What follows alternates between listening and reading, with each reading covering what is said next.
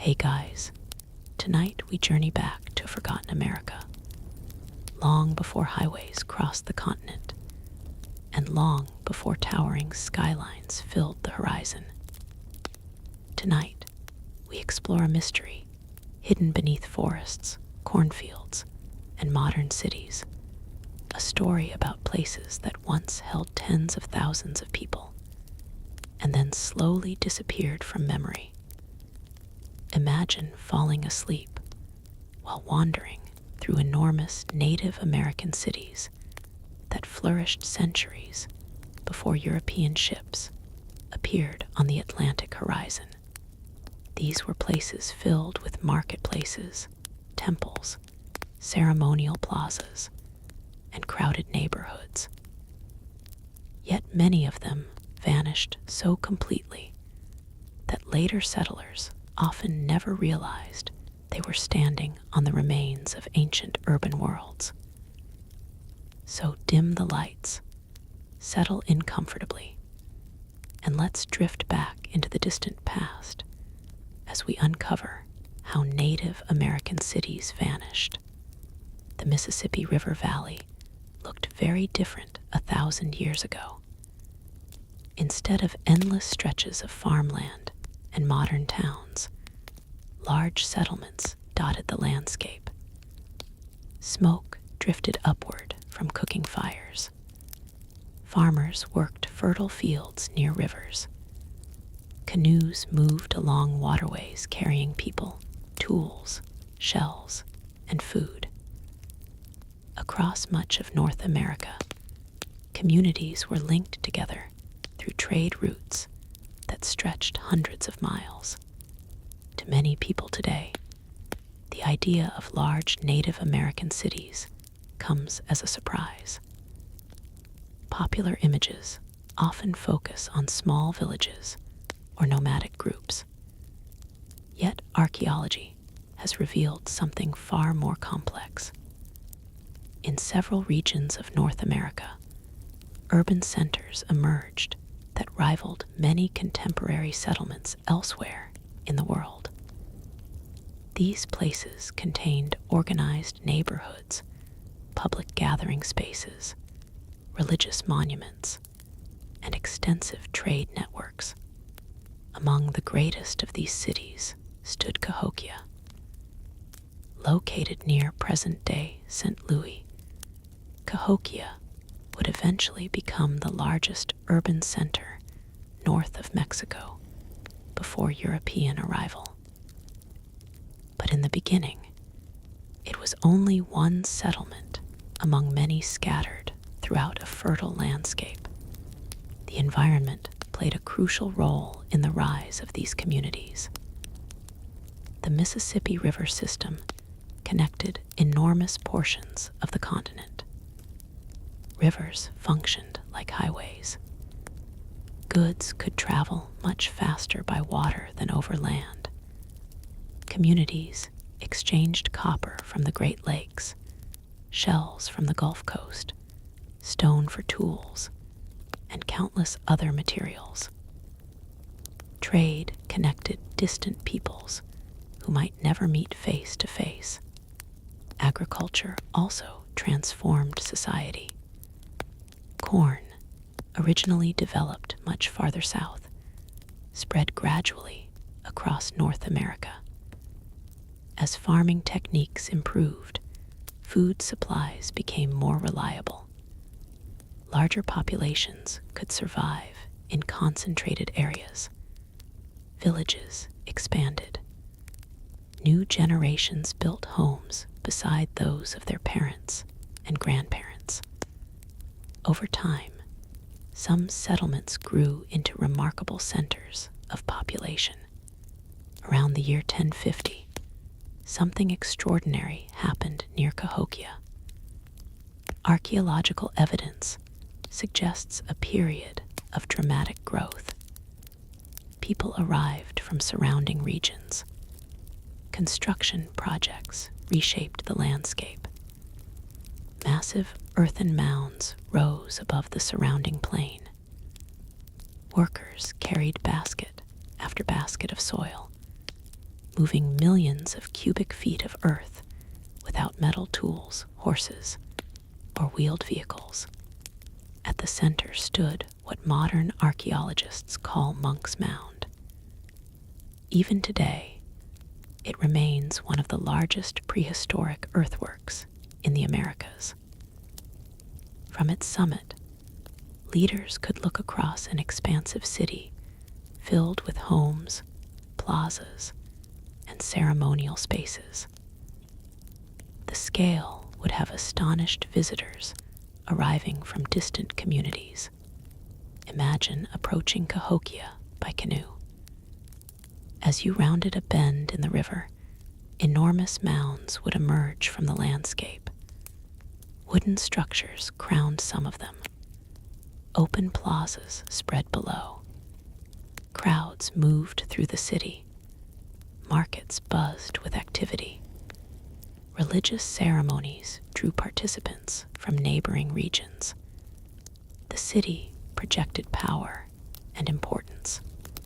Population estimates vary, but many researchers believe tens of thousands of people may have lived in and around Cahokia during its peak. For medieval North America, this represented a remarkable concentration of population.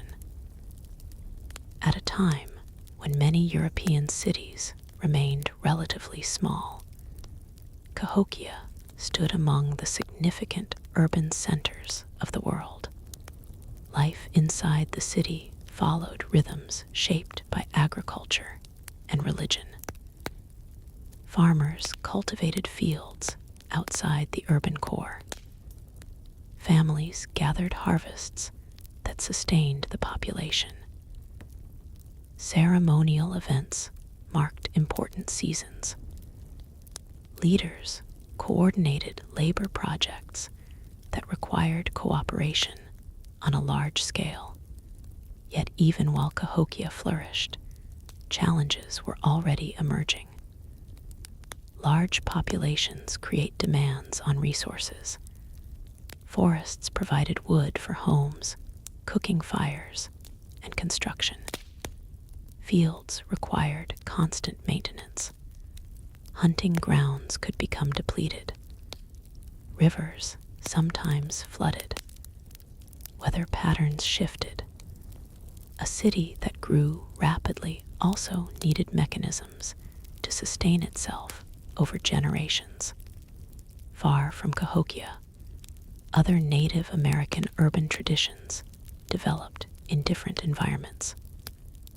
In the deserts of the Southwest, ancestral Pueblo communities built impressive settlements adapted to dry conditions. Their architecture differed dramatically from the earthen mounds of the Mississippi Valley.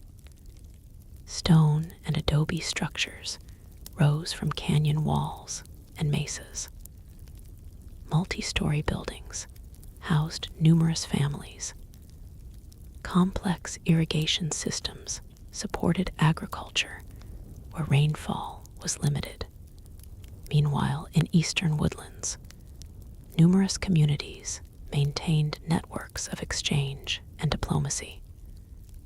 Different cultures developed unique traditions while remaining connected through trade routes. North America before European contact was not an isolated wilderness. It was a continent filled with movement, interaction, innovation, and change. For generations, stories passed from elders to children. Knowledge traveled through oral traditions. Histories were remembered and preserved without written books.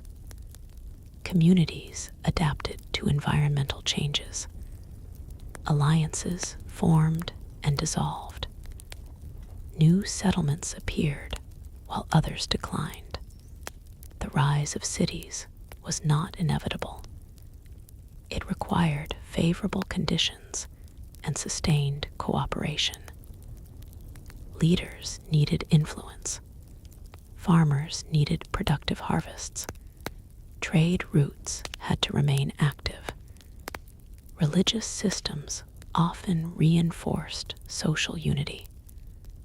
When these factors aligned, urban centers could thrive.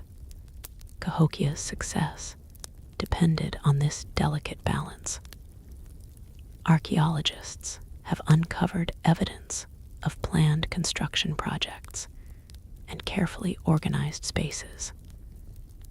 Such achievements suggest a society capable of coordinating large groups of people. Yet complexity also introduced vulnerabilities. The more interconnected a city became, the more serious disruptions could be. As decades passed, signs of strain began appearing beneath the surface of prosperity. Some neighborhoods changed. Construction patterns shifted. Defensive features appeared in certain areas. Scholars continue debating exactly what these developments mean. Were conflicts increasing? Were resources becoming scarce? Were political tensions emerging within the city itself? The answers remain partly hidden beneath centuries of soil. Environmental pressures may have contributed as well. Deforestation around growing population centers could alter local ecosystems. Flooding events may have damaged agricultural lands. Climatic fluctuations sometimes affected harvests across entire regions. Even small disruptions repeated over many years could create significant challenges. Yet the people of Cahokia were not passive victims of circumstance. They adapted, rebuilt, and reorganized. Generations continued living within the city long after its initial rise.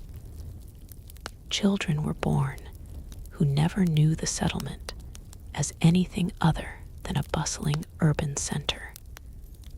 To them, the mounds had always been there. At night, fires flickered across the landscape. Families shared meals.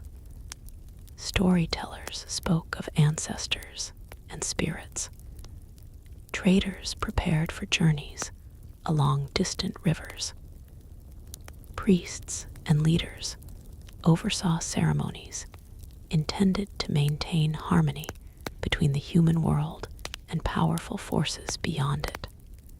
No one living during Cahokia's greatest years could fully foresee what lay ahead, because despite its size, despite its influence, and despite the enormous labor invested in shaping the land itself, this city would one day decline.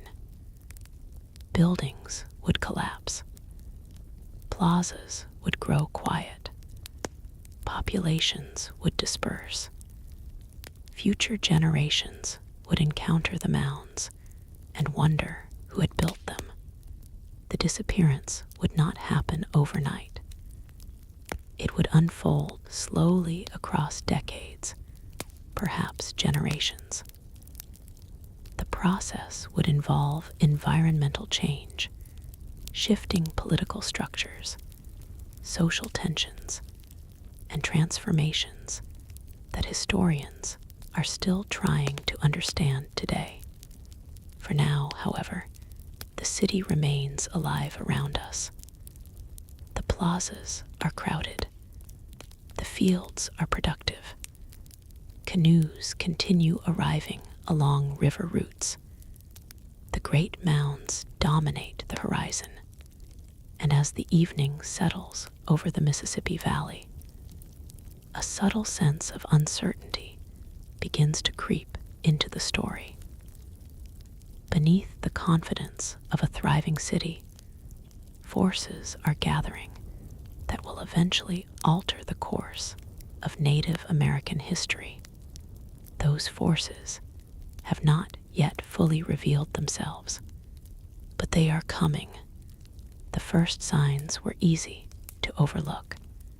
For the people living in Cahokia, daily life still appeared familiar. Farmers continued planting corn in the rich floodplains. Children played among clusters of homes.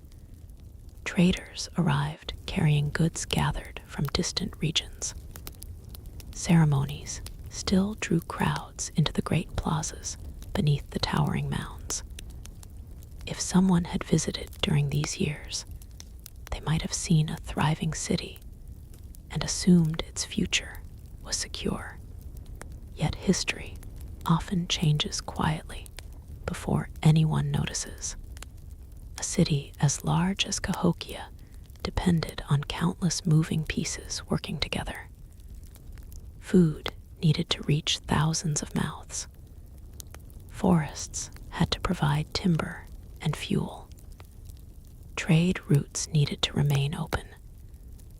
Leaders had to maintain trust and cooperation among different communities. When one piece weakened, the effects could spread outward in unexpected ways. Archaeologists studying the region have found clues suggesting that the landscape surrounding Cahokia was gradually changing. The city consumed enormous quantities of wood.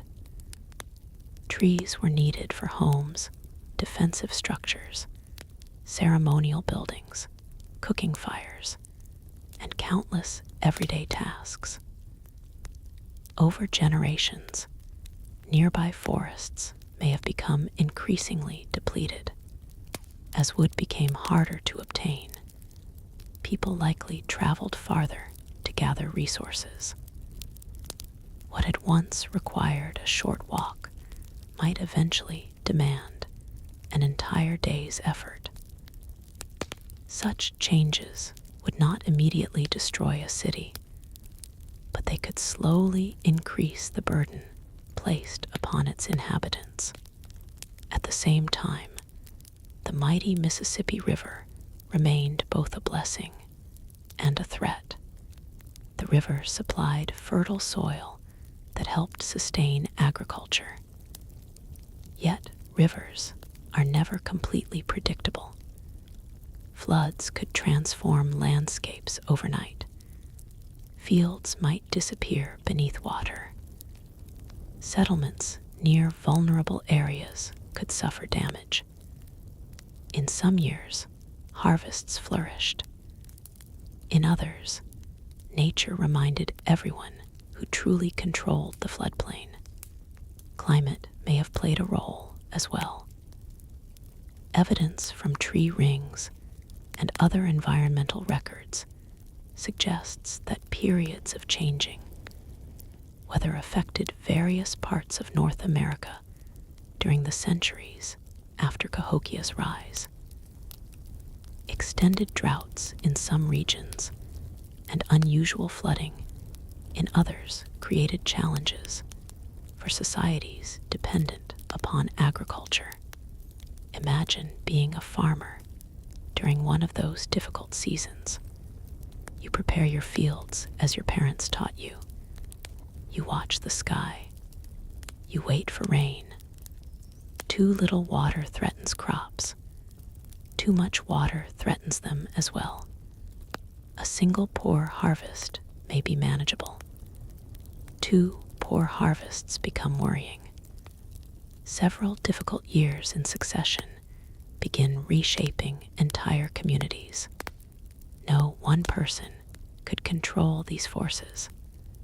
Meanwhile, social pressures likely increased within the growing urban center. Tens of thousands of people living near one another required organization.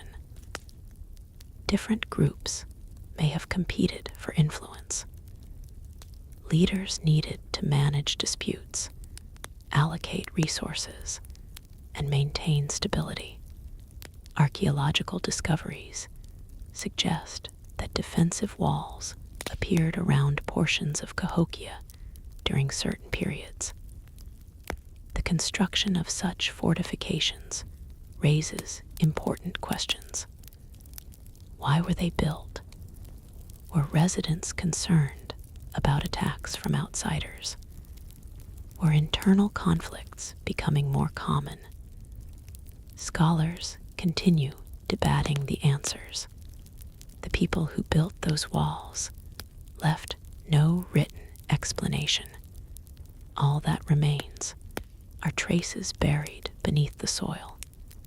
One possibility is that neighboring groups challenged Cahokia's authority. Powerful cities often attract rivals. Wealth and influence can create resentment as easily as admiration. Communities that once cooperated may begin competing for resources or prestige. Another possibility involves tensions within the city itself. Large populations bring together individuals with different interests and priorities. Political disagreements, competition among elites, or struggles over religious authority could have contributed to instability. Whatever the cause, life was becoming more complicated than it had been during the city's explosive growth. Yet even as challenges emerged, Cahokia remained impressive. Visitors still arrived. Trade still flowed. Ceremonies still filled the plazas. The city continued functioning, though perhaps not as effortlessly as before. Generations passed. Children who had grown up during periods of prosperity became elders. New leaders emerged. Old traditions evolved. People adapted to changing circumstances, just as societies everywhere have done throughout history. Then another subtle shift began. Some neighborhoods appear to have lost population. Certain construction projects slowed. Buildings that once would have been maintained or replaced may have been abandoned instead. These changes did not occur all at once. They unfolded gradually, making them difficult for residents to recognize as part of a larger pattern. Imagine watching a forest change season by season. Individual leaves fall almost unnoticed. Only after many years do you realize how much the landscape has altered. The same principle often applies to cities. People living through decline rarely experience a single dramatic moment announcing that their society has entered a new phase. More often, changes accumulate quietly. A family moves away. A market becomes slightly smaller. A ceremonial gathering attracts fewer participants. An old building remains unrepaired. Years later, those small developments reveal a larger transformation. As the 13th century progressed, evidence suggests that Cahokia's population continued shrinking. Some residents likely relocated to smaller communities elsewhere in the Mississippi Valley. Others may have joined emerging regional centers. Networks that once connected distant groups began changing. The reasons remain complex. There was probably no single cause. Environmental pressures, political struggles, economic changes, and social transformations may all have interacted with one another. History rarely offers simple explanations. A city does not vanish merely because one harvest fails or one leader makes a mistake. Large societies usually decline through a combination of factors that reinforce each other over time. While Cahokia faced its challenges, dramatic developments were unfolding elsewhere across North America. Far to the southwest, ancestral Pueblo communities were experiencing difficulties of their own. The famous settlements of places, now known as Mesa Verde and Chaco Canyon, had once represented remarkable achievements. Massive stone structures rose from desert landscapes. Roads connected distant communities. Trade linked populations across vast territories. Like Cahokia, these societies depended upon delicate relationships between people and environment. Rainfall in the southwest was often unpredictable. Agricultural success required careful planning. Irrigation systems, storage facilities, and communal cooperation helped communities survive in difficult conditions. For centuries, many settlements prospered. Then drought arrived, not a brief dry spell lasting a season or two. In some areas, prolonged periods of reduced rainfall created enormous hardships. Fields produced less food.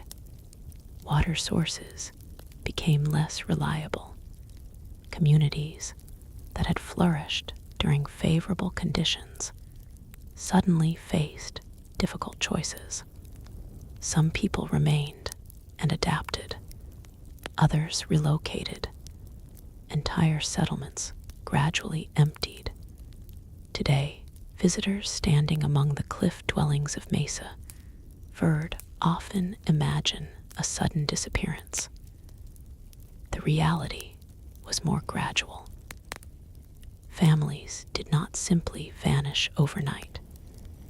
Instead, many moved southward or toward regions offering better opportunities for survival. Their descendants continued living, farming, and preserving traditions elsewhere. The cities disappeared. The people did not. This distinction is important. Popular culture sometimes treats abandoned settlements as mysterious losses of entire civilizations. In truth, human communities are remarkably resilient. When circumstances change, people move, adapt, and rebuild. The story unfolding across North America was not one of extinction. It was one of transformation. Still, transformations can leave dramatic physical evidence. As centuries passed, great plazas became quieter. Buildings deteriorated. Paths once crowded with travelers saw fewer footsteps. Nature slowly reclaimed spaces previously shaped by human hands. Grass covered abandoned structures. Trees grew where houses had stood. Animals wandered through former neighborhoods. The landscape began concealing its own history. Generations later, descendants living nearby may have remembered fragments of these places through oral traditions. Stories preserved knowledge long after buildings disappeared. Yet memories change over time. Details fade. Meanings evolve. By the 14th century, many of North America's largest per-contact urban centers had already entered periods of decline or reorganization. The continent remained populated by millions of people, belonging to diverse nations and cultures. Trade continued, agriculture continued, political alliances continued, but the era of some of the great ancient cities was drawing toward its conclusion. The mounds of Cahokia still stood above the plain. The cliff dwellings of the southwest still clung to canyon walls. Yet both landscapes were entering a different chapter. Residents who remained could not know that even greater changes waited beyond the horizon. Across the Atlantic Ocean, kingdoms rose and fell. Merchants crossed seas. Explorers sought new routes. Technological developments slowly expanded the reach of distant powers. None of those events seemed connected to the lives of Native Americans living thousands of miles away. At least not yet. For now, the people of North America continued adapting to familiar challenges. They managed shifting climates, changing political relationships, and evolving social structures. But within little more than a century, strangers would arrive carrying animals, technologies, diseases, and ambitions. Unlike anything the continent had previously encountered, those arrivals would not merely affect existing communities. They would fundamentally alter the fate of countless cities, towns, and villages. The great urban centers that had already begun declining would soon be joined by many others facing unprecedented pressures. A new era was approaching, and with it came forces far more destructive than drought, flooding, or political rivalry. The first sails had not yet appeared on the horizon, but history was already moving toward one of the most consequential encounters the world had ever seen. For countless generations, the peoples of North America had lived within worlds shaped by their own traditions, alliances, rivalries, and histories. Entire networks of trade connected distant regions. Farmers cultivated crops in river valleys. Hunters followed seasonal migrations. Leaders negotiated peace and prepared for war.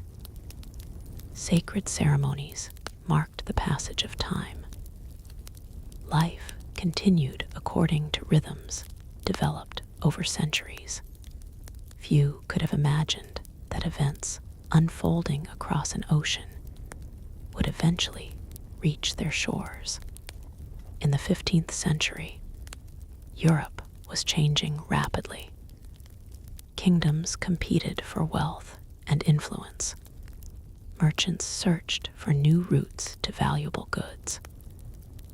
Advances in shipbuilding allowed sailors to travel farther than before.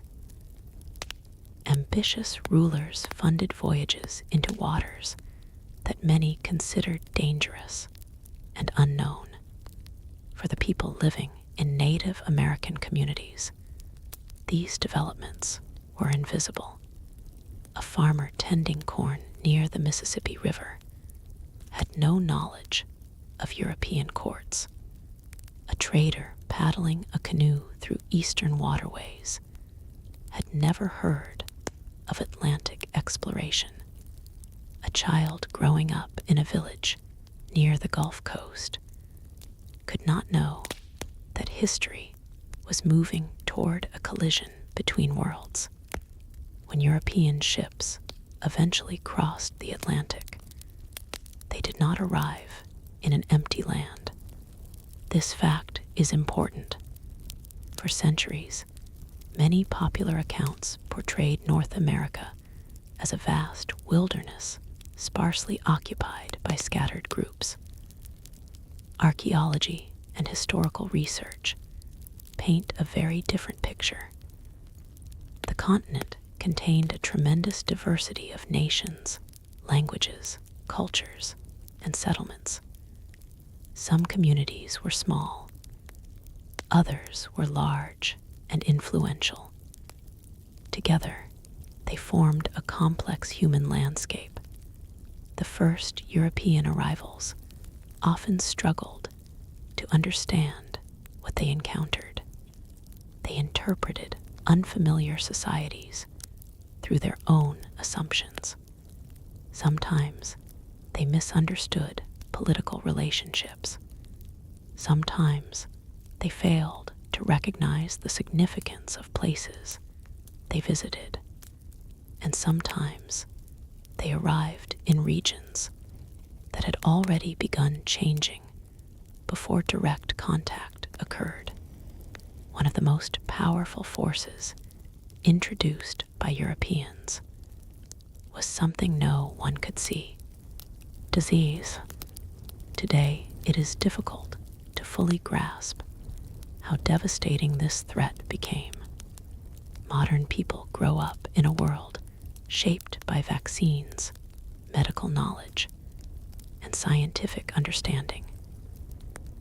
Even when epidemics occur, societies possess tools unavailable centuries ago. The people of the Americas possessed neither immunity nor prior experience with many diseases carried from Europe, Africa, and Asia. Smallpox, measles, influenza, various infectious illnesses traveled alongside human movement. When these diseases reached Native American populations, the consequences could be catastrophic. The tragedy often unfolded before meaningful direct contact even occurred. Imagine a coastal community encountering foreign sailors. Perhaps trade begins. Perhaps only a few meetings take place. Someone becomes infected. Weeks later, illness spreads through nearby settlements. Travelers unknowingly carry disease farther inland. Merchants continue their journeys. Families visit relatives. Networks that once strengthened communities now become pathways for epidemics. By the time distant villages hear reports of sickness, infection may already be approaching. Many historians believe disease spread ahead of European expansion into numerous regions. In some cases, populations declined before explorers themselves arrived. This created a strange historical phenomenon. Europeans occasionally entered areas that seemed sparsely populated and assumed they had always been that way. In reality, some communities may have been recovering from catastrophic losses that outsiders never witnessed. Entire generations disappeared. Elders died. Knowledge keepers died. Political leaders died. Religious specialists died. Parents died. Children died. The loss extended far beyond numbers. Every death removed memories, skills, and relationships accumulated over a lifetime. Oral traditions depended upon living people. Leadership depended upon living people. Communities depended upon living people. When large portions of a population vanished within a short period, social structures could become severely strained. Imagine a village where many experienced farmers die during a single epidemic. Agriculture becomes harder Imagine losing numerous elders who preserve historical knowledge. Traditions become more difficult to maintain. Imagine political leaders disappearing suddenly. Power struggles may follow. Disease attacked every aspect of society simultaneously. The effects rippled outward. Communities weakened by illness often faced additional challenges. Food production declined. Trade networks became disrupted. Alliances shifted. Some settlements were abandoned as survivors regrouped elsewhere. The process unfolded differently from region to region. North America was enormous. Its peoples were diverse. No single experience can represent everyone.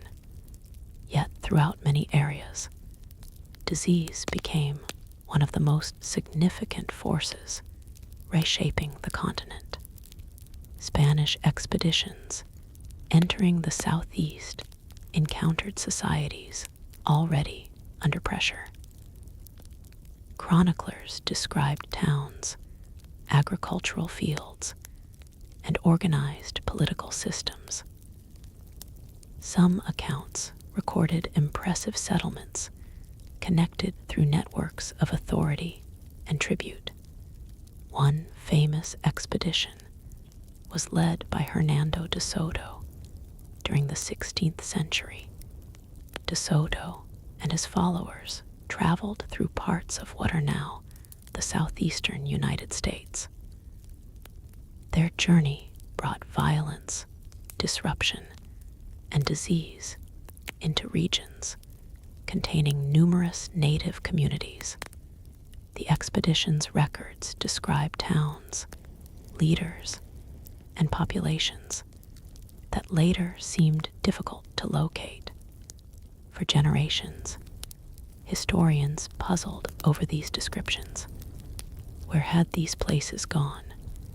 Why did later observers sometimes encounter fewer settlements than earlier accounts suggested? Part of the answer may lie in the epidemics that swept across the region after initial contact. Communities documented by early explorers sometimes experienced dramatic decline in subsequent decades. The disappearance of cities was not always caused by conquest. Sometimes disease began the process. Sometimes migration completed it. Sometimes survivors deliberately reorganized their societies in response to changing conditions. Throughout eastern North America, populations adapted in countless ways. Villages merged, political confederacies formed, new alliances emerged. People sought safety and stability amid uncertainty. The story was not simply one of collapse. It was also one of resilience. Consider the ancestors of the nations that would later form the powerful Haudenosaunee Confederacy. Faced with conflict and changing circumstances, several nations created an alliance that helped maintain peace and cooperation. Their political system demonstrated remarkable sophistication and durability. Elsewhere, other peoples pursued their own strategies. Some relocated to defensible positions. Others expanded trade relationships. Many incorporated new technologies acquired through contact. Metal tools, firearms, horses, and other introductions gradually altered daily life. Yet adaptation could not completely offset the devastation caused by epidemic disease. In some regions, populations declined by astonishing percentages over the course of generations. The exact numbers remain debated because records are incomplete. What remains beyond dispute is the scale of human suffering. Imagine walking through a town that had once been crowded with activity. Now many homes stand empty. Fields lie partially untended. Voices that once filled plazas are absent. Ceremonies continue, but fewer participants gather. Children hear stories about relatives they never met. The landscape itself begins changing. Nature moves into spaces left behind. Wooden structures deteriorate. Paths fade. Former population centers become quieter each year. Over time, outsiders arriving later may struggle to recognize that these places had once supported much larger communities. The disappearance of Native American cities was often not a dramatic event marked by a single date.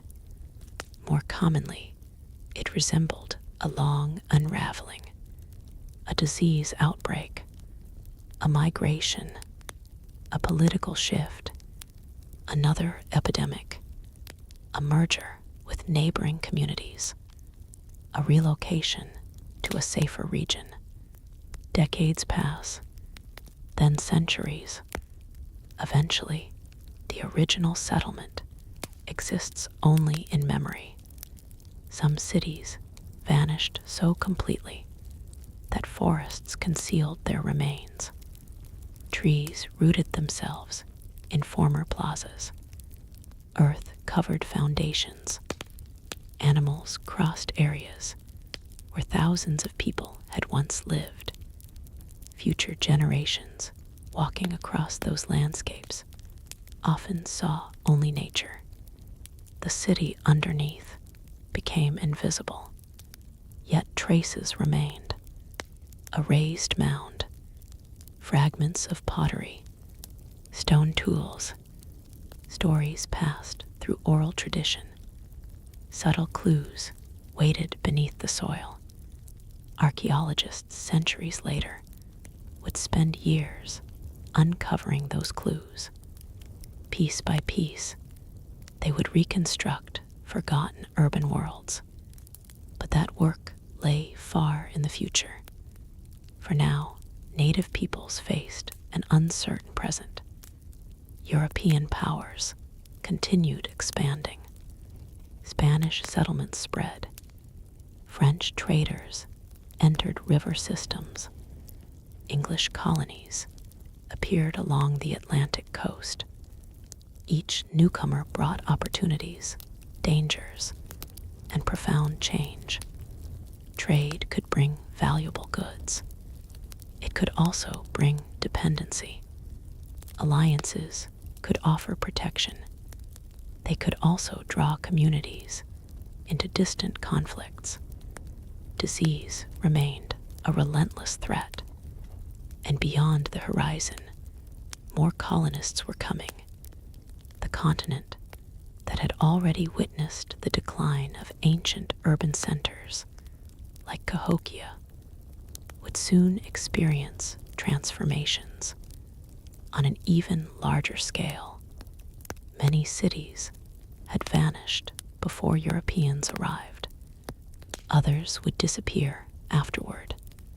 The reasons differed from place to place, yet together they formed one of history's most remarkable stories, a story of flourishing societies, unexpected catastrophes, adaptation, survival, and loss.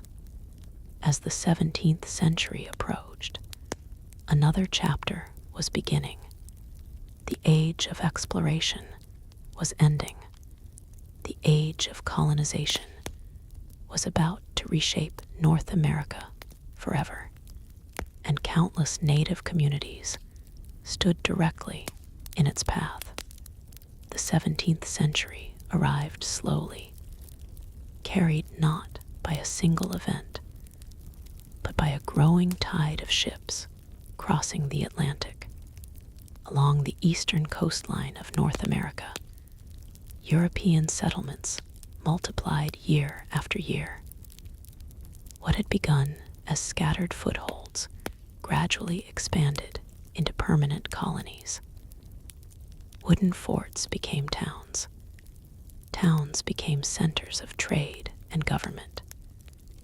New arrivals continued pouring into the continent, bringing families, livestock, tools, ambitions, and expectations of land ownership that often differed dramatically from native traditions.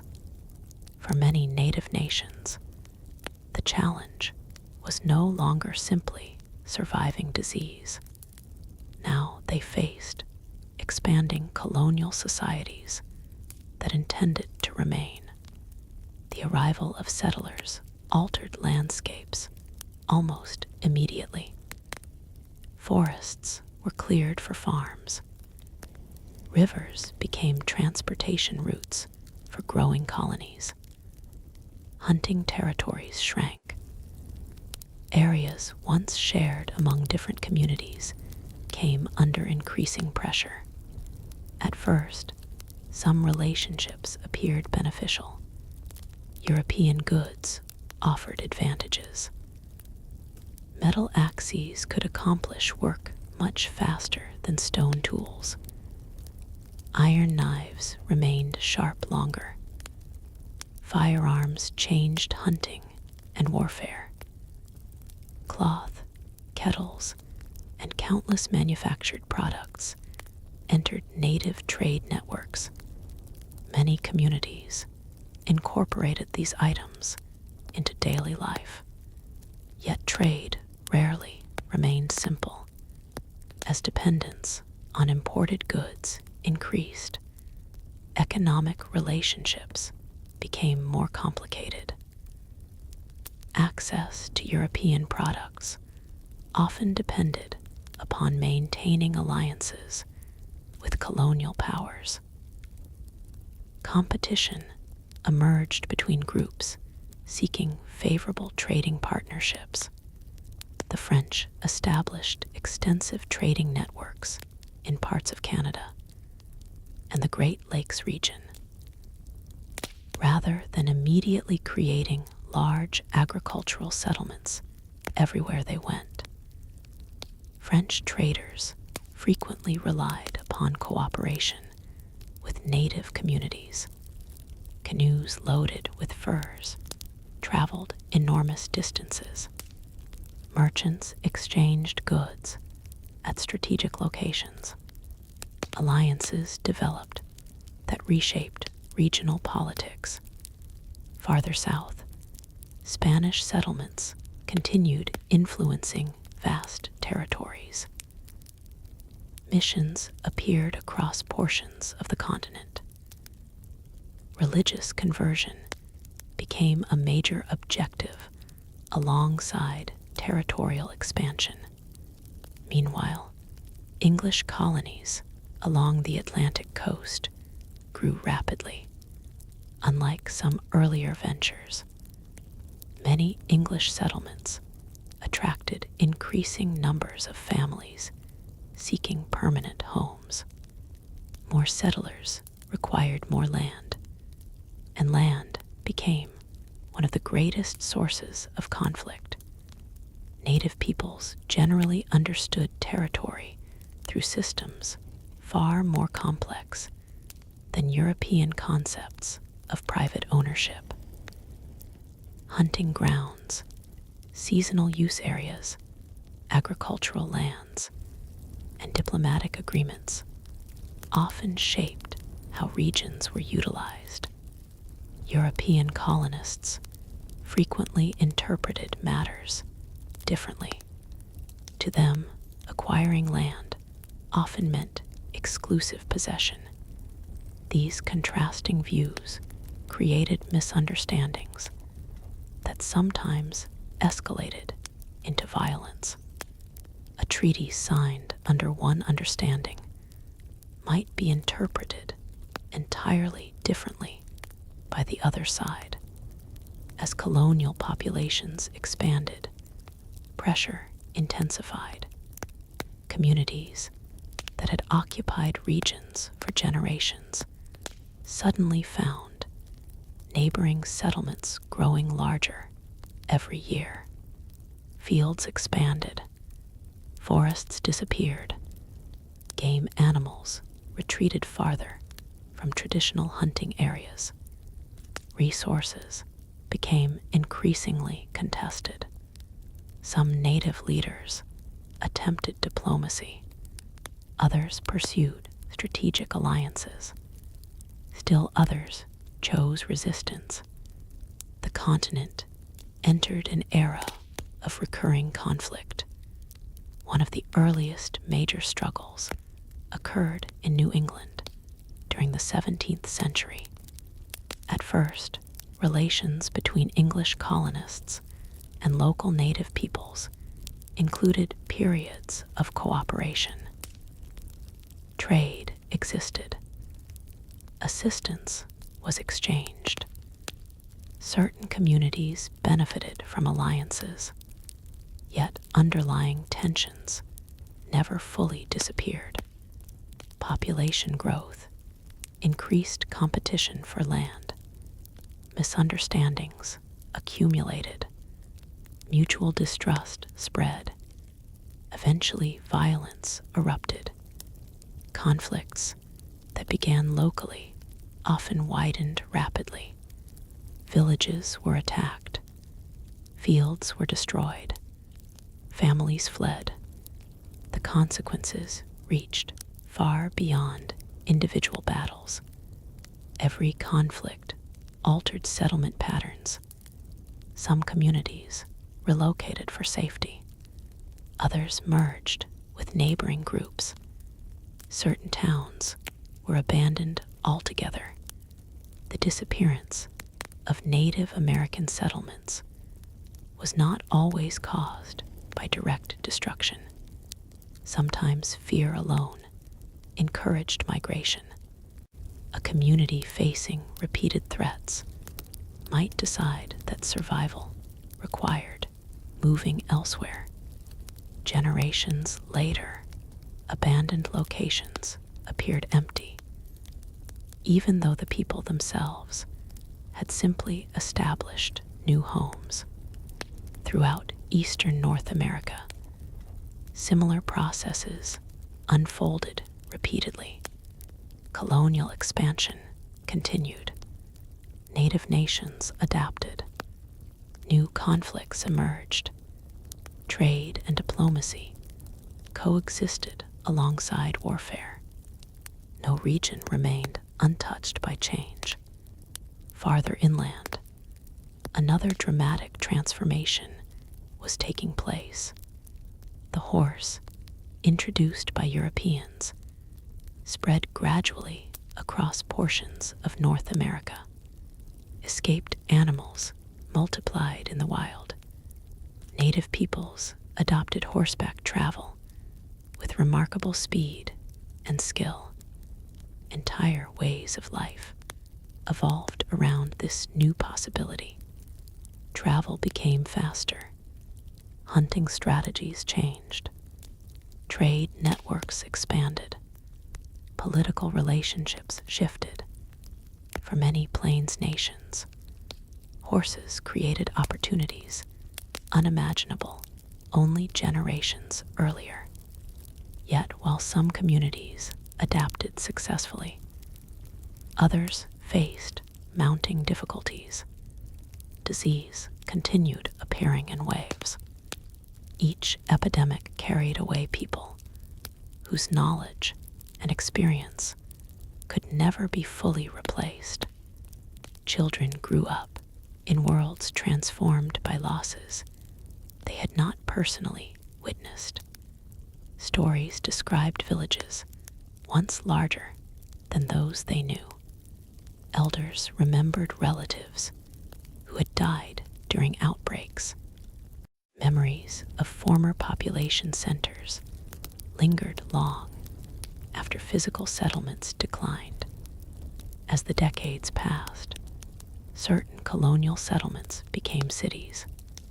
Ports expanded, governments strengthened, economic systems matured. European populations increased dramatically.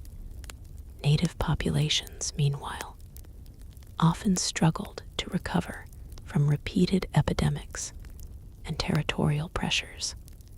This imbalance altered power relationships. Colonial authorities gained confidence. Expansion accelerated, yet native resistance remained powerful. Throughout the continent, communities fought to preserve their independence. Some achieved remarkable successes. Others suffered devastating defeats. The struggle continued generation after generation. One region where these tensions became especially intense was the southeast. Before European contact, the area had contained numerous large towns connected through political and cultural networks. Many had already experienced disruption from disease. Colonial expansion added new challenges. Spanish influence, English settlement, intertribal warfare, and shifting trade relationships combined to reshape the region. Communities relocated repeatedly. Political alliances changed. Entire population centers appeared, disappeared, and reappeared elsewhere.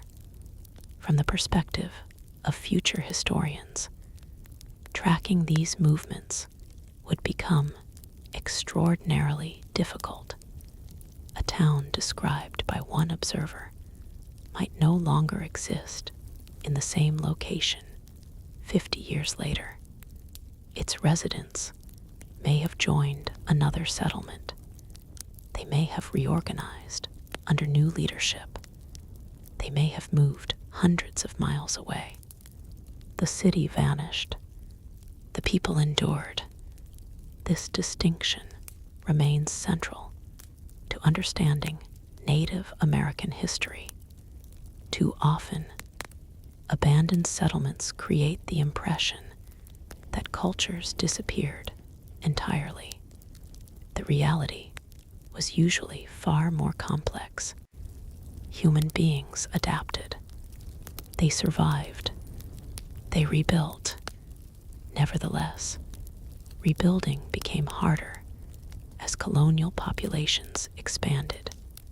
By the late 17th century, some native leaders recognized that the balance of power was shifting. European settlements were no longer isolated outposts. They had become permanent features of the landscape. Ships continued arriving. New colonists continued claiming land. Governments across the Atlantic continued asserting authority over territories they barely understood. The consequences reached even distant communities. Trade goods traveled inland. Diseases traveled inland. Conflicts traveled inland. No one could remain completely isolated. The continent was becoming increasingly interconnected. As the 18th century approached, a new phase emerged. European empires themselves began competing more aggressively for control of North America. French interests collided with British ambitions. Spanish authorities sought to protect their own territories. Native nations often found themselves navigating a dangerous and complicated diplomatic environment. Choosing allies became a matter of survival. A decision that seemed wise one year could prove disastrous the next. Wars fought between European powers frequently spilled across native lands. Communities became battlefields. Settlements became strategic targets. Civilian populations suffered enormously. Once again, towns disappeared from maps. Some were burned. Some were abandoned. Some were relocated. Others slowly faded as populations moved elsewhere. The process rarely followed a simple pattern. Every region possessed its own history. Every nation faced unique circumstances. Yet a common theme connected them all. The continent's ancient urban landscapes were continuing to change. The great cities of the distant past had already declined. Now countless later towns and settlements confronted new pressures created by colonization. The transformation was accelerating, and the most dramatic struggles were still ahead.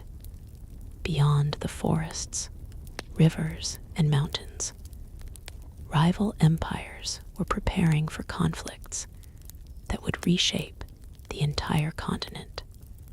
Native nations would play crucial roles in those struggles.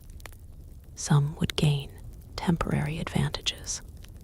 Others would face devastating consequences. Many communities would discover that surviving one challenge only led to another. The centuries-long story of disappearing cities was far from over. In fact, one of its most turbulent chapters was about to begin. The 18th century opened with uncertainty hanging over much of North America. For generations, native nations had adapted to disease, migration, trade disruptions, and colonial expansion. They had negotiated alliances, rebuilt communities, and preserved traditions despite extraordinary challenges. Yet, as the new century unfolded, another powerful force began reshaping the continent. European empires were becoming rivals on a scale larger than ever before. The forests, rivers, mountains, and plains of North America were no longer viewed merely as distant frontiers. They had become prizes in global struggles involving wealth, trade, military power, and political influence. The people living on the continent would soon feel the consequences. Throughout the Great Lakes region, the Ohio Valley, the Southeast, and beyond, native nations found themselves caught between competing colonial powers. French traders maintained extensive relationships with numerous communities. British colonies along the Atlantic coast continued growing rapidly. Spanish influence remained significant in the south and west. Every empire sought allies. Every empire sought territory. And every empire understood that native nations controlled vast areas. Neither side could easily dominate alone. Diplomacy became increasingly important. Native leaders often demonstrated remarkable skill in navigating this complicated world. Many understood that aligning too closely with one colonial power could create danger if that power later lost influence. Others attempted to balance relationships carefully, gaining advantages while preserving independence. Such decisions were rarely simple. Imagine leading a nation during this period. Foreign powers arrive offering weapons, trade opportunities, and military support. At the same time, those same powers seek influence over your territory, reject them entirely, and risk isolation. Accept their friendship and risk dependence. Every choice carries consequences. Many leaders spent years trying to protect their people from dangers that seemed to multiply with every passing decade. Meanwhile, colonial settlements continued expanding. New farms appeared along rivers. Roads connected growing towns. Commercial networks became more sophisticated. The demand for land increased relentlessly. For native communities already pressured by earlier population losses, each new settlement represented another reminder that the continent was changing. Then larger wars began erupting. What became known as the French and Indian War formed part of a much broader global conflict. In Europe, armies fought across battlefields separated by oceans from North America. Yet the consequences reached directly into native homelands. The conflict transformed forests into military corridors. Forts became strategic targets. Villages became supply centers. Alliances suddenly carried life or death significance.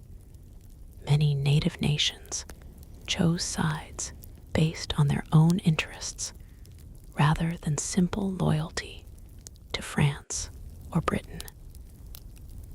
Leaders evaluated which alliance might best protect their people. Some supported French forces. Others cooperated with the British. Still others attempted neutrality.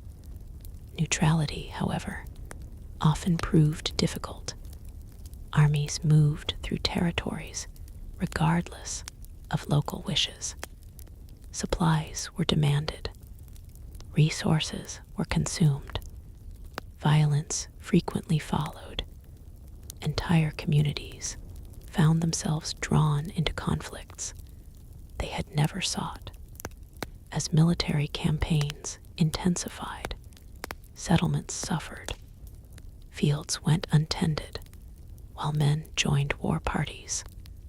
Food supplies became uncertain. Trade routes were disrupted. Refugees fled dangerous regions. Villages that had existed for generations suddenly faced abandonment. Some were destroyed directly during warfare. Others emptied gradually as residents sought safer locations. The disappearance of native settlements accelerated. Again, the pattern was not uniform. Some communities grew stronger. Others weakened. Some relocated and flourished elsewhere. Others fragmented under pressure, yet across large portions of the continent. Warfare added another layer of instability to an already difficult situation. When Britain eventually emerged victorious, many native leaders recognized a troubling reality. The French presence that had helped balance colonial power was largely gone. A major counterweight had disappeared. British authorities now exercised influence over enormous territories. For native nations, this raised serious concerns. Would colonial expansion increase even faster? Would existing agreements be honored? Would settlers continue pushing westward? Many feared the answers. Their concerns proved justified.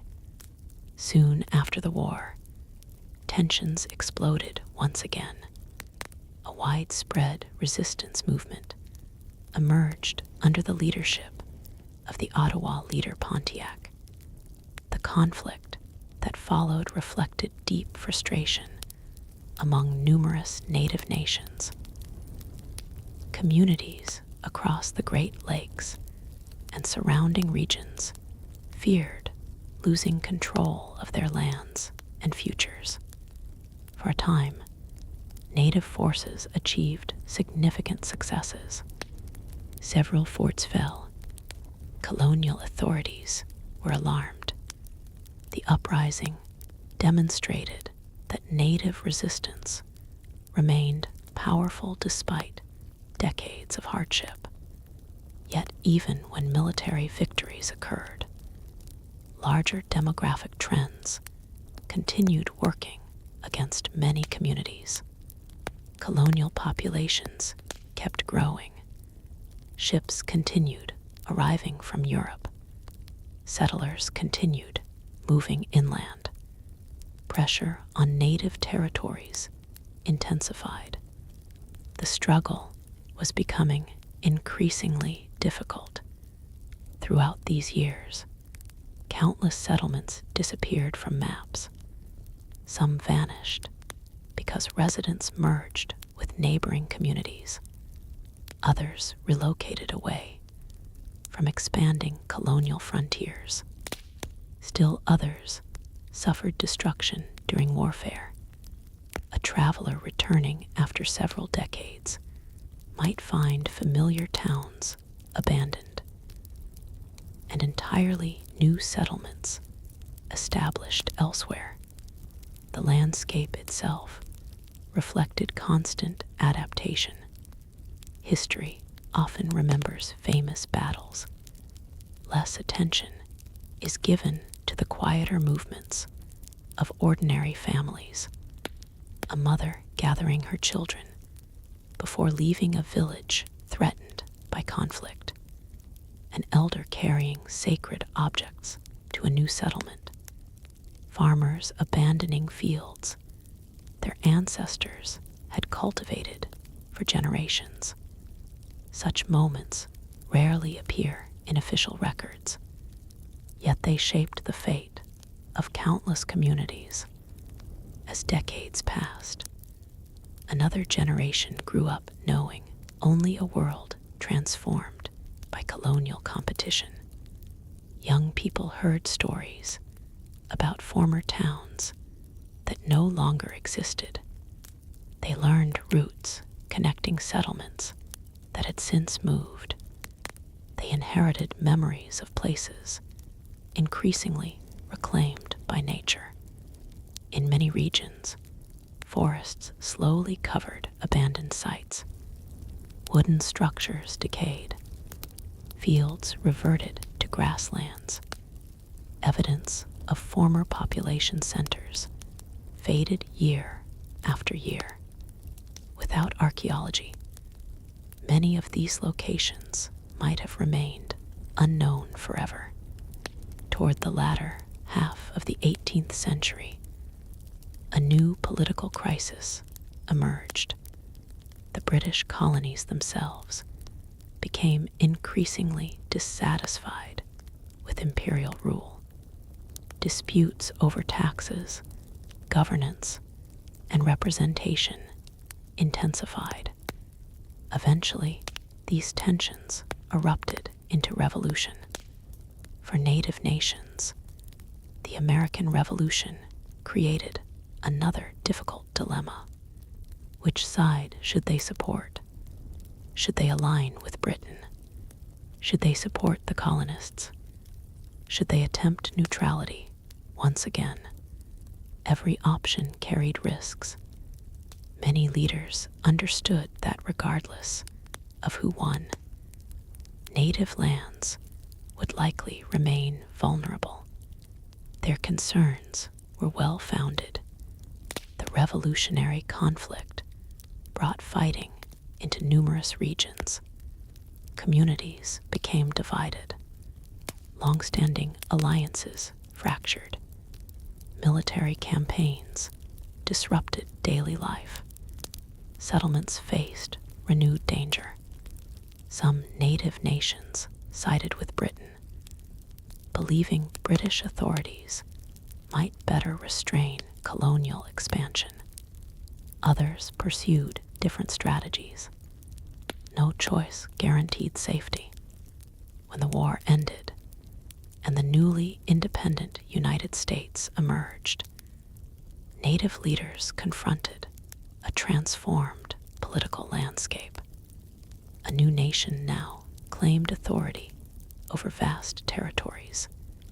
American settlers looked westward with growing interest. Population growth continued. Demand for land continued. Pressure on native communities continued. The end of one war did not bring peace to the frontier.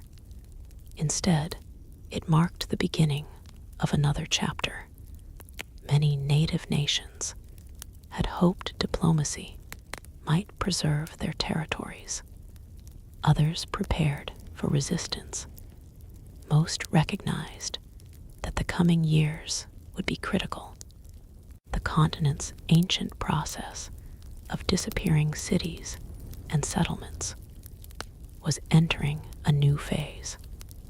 What had begun centuries earlier with environmental change and epidemic disease was now increasingly connected to expansionist policies, organized settlement, and national ambitions. Entire communities still survived and adapted. Many remained strong. Many continued preserving their cultures despite immense obstacles.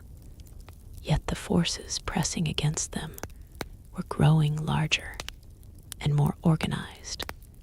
Beyond the Appalachian Mountains, settlers gazed toward fertile valleys and distant rivers. Surveyors mapped lands they had never seen. Politicians discussed expansion. Speculators imagined fortunes waiting beyond the frontier. Few paused to consider the communities already living there. For native peoples, however, those lands were not empty opportunities. They were homes. They contained burial grounds, sacred places, villages, farms, and memories stretching back countless generations. The struggle over those homelands would soon become one of the defining stories of North American history. And as a new century approached, the pace of change was about to become even faster than before. The 19th century waited just beyond the horizon. For many native communities, it would prove to be the most difficult era yet. The 19th century began with a sense of momentum that seemed impossible to slow. The newly established United States was growing rapidly. Its population increased year after year as settlers expanded westward in search of farmland, opportunity, and wealth. Roads stretched farther into the interior. Rivers carried increasing amounts of trade. New towns appeared where forests had recently stood. Political leaders spoke confidently about expansion, imagining a future in which American settlements would spread across the continent. For native nations, these developments brought growing concern. The challenges of previous centuries had never truly disappeared. Disease still lingered. Land disputes continued. trade relationships evolved.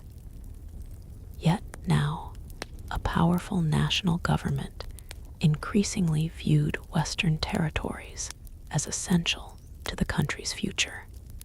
The pressure on native communities intensified. At first, many native leaders pursued diplomacy. Treaties were negotiated, boundaries were discussed, promises were made. Some agreements temporarily reduced tensions. Others created confusion. Many would later become sources of dispute as settlers pushed beyond established borders.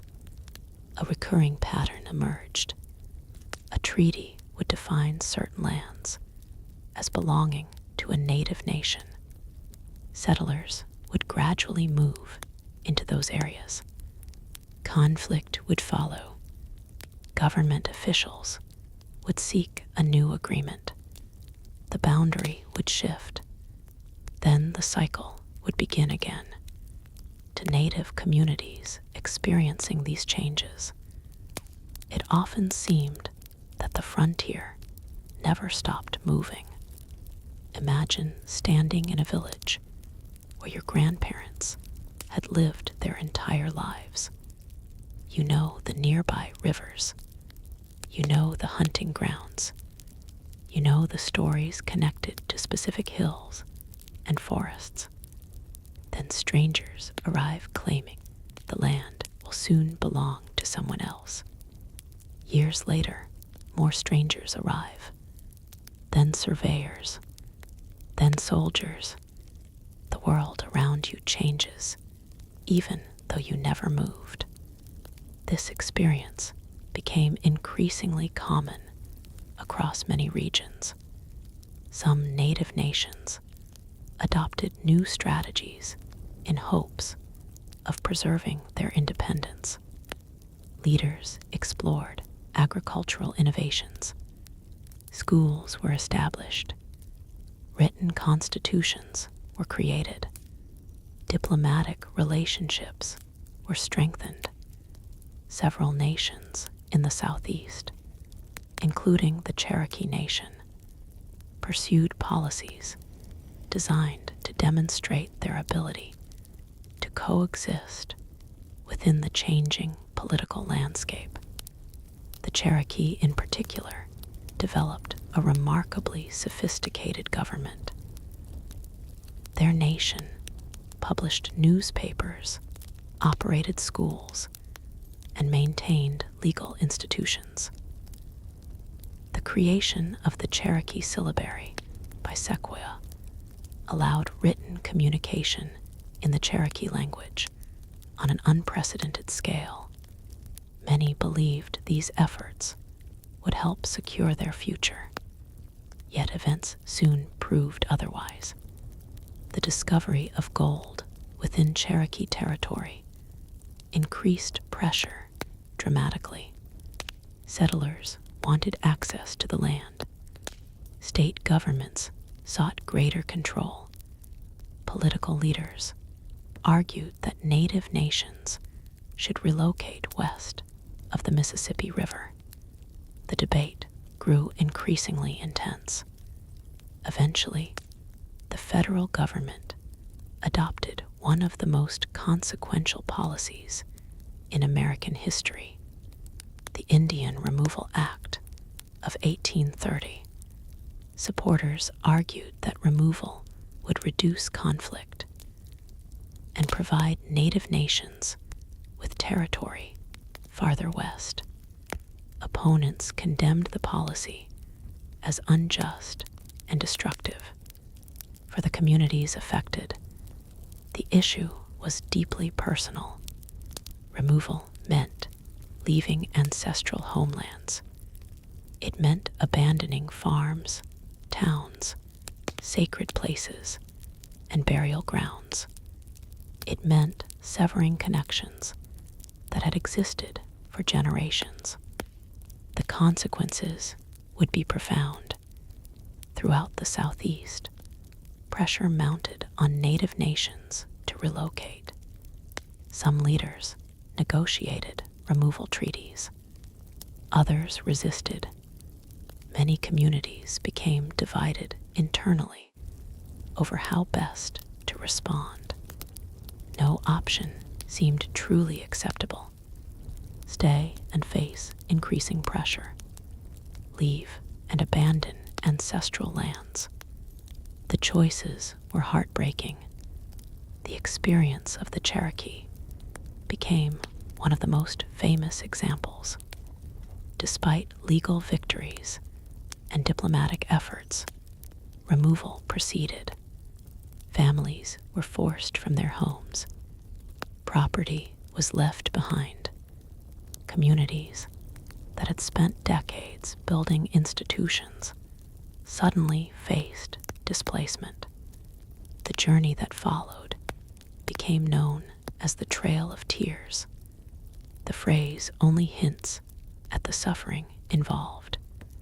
Thousands traveled long distances under difficult conditions.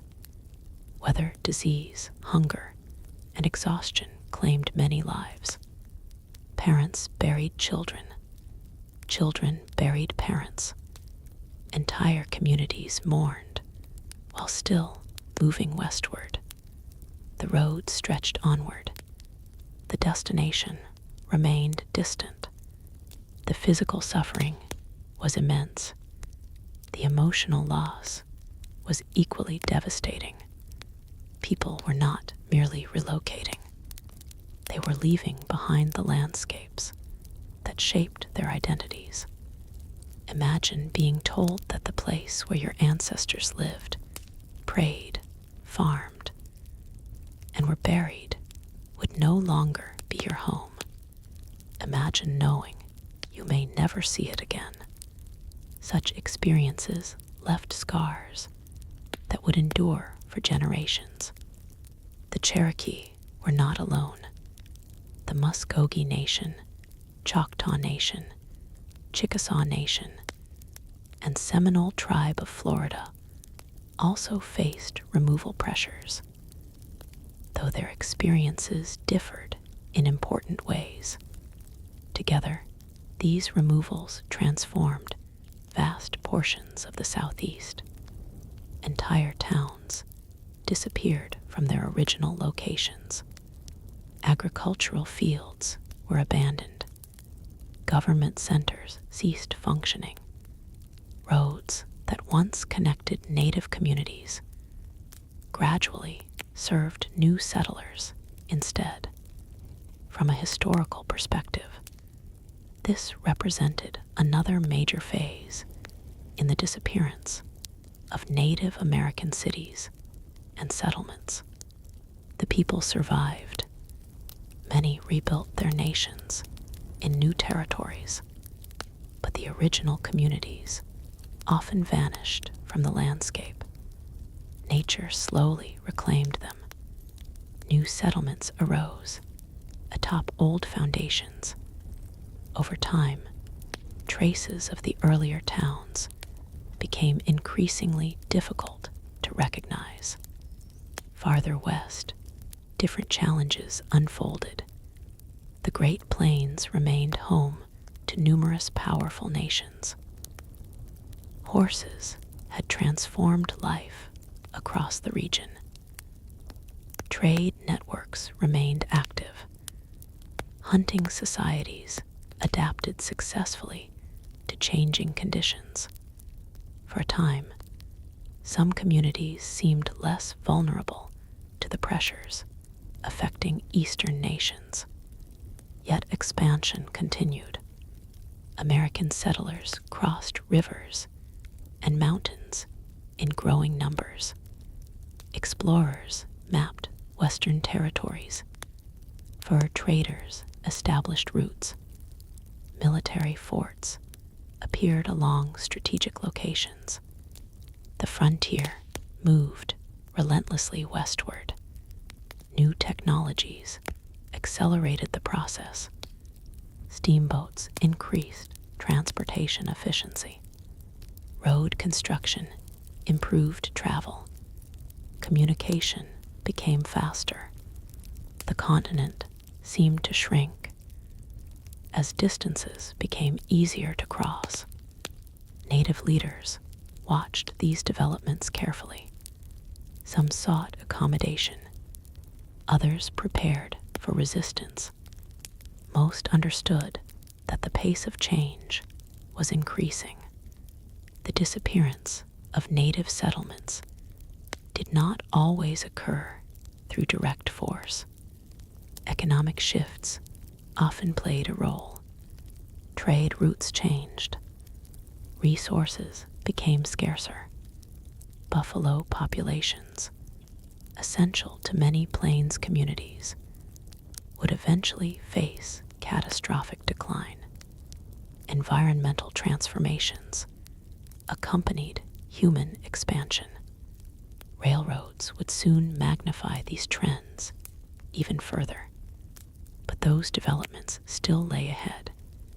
For now, the first half of the 19th century was defined by movement.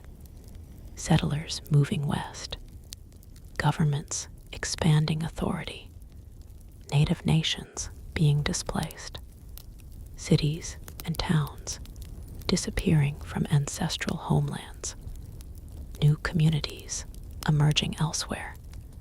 The map of North America was being redrawn, yet beneath the political changes lay a deeper human story.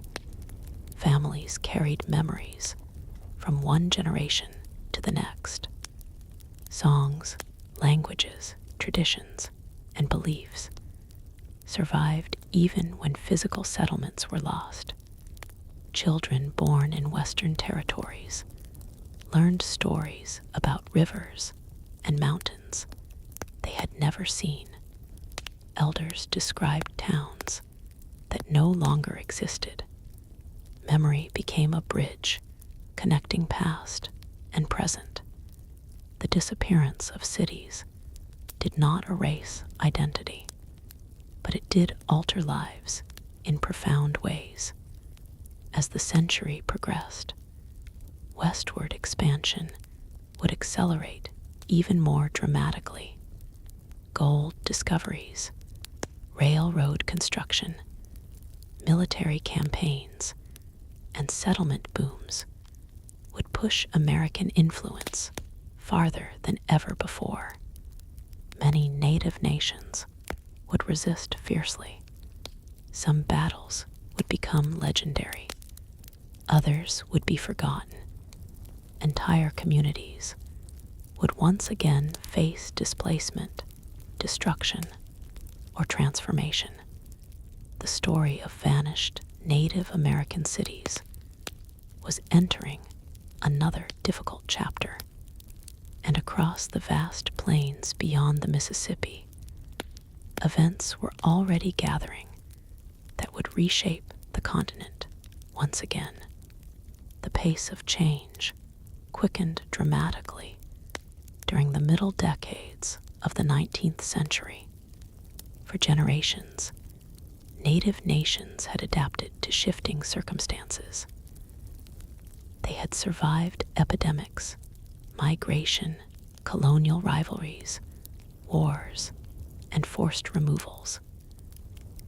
Yet the forces now transforming North America were larger, faster, and more relentless than anything that had come before.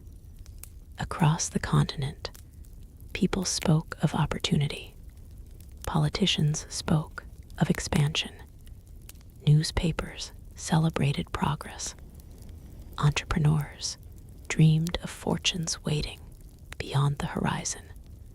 For many native communities, however, these same developments brought uncertainty and danger. One event in particular accelerated the transformation of the West. In 1848, gold was discovered in California. News traveled astonishingly fast. Within months, rumors spread across the United States and beyond. Thousands of people abandoned farms, businesses, and homes. Some traveled by wagon across dangerous trails. Others sailed around South America or crossed the Isthmus of Panama. All hoped to find wealth.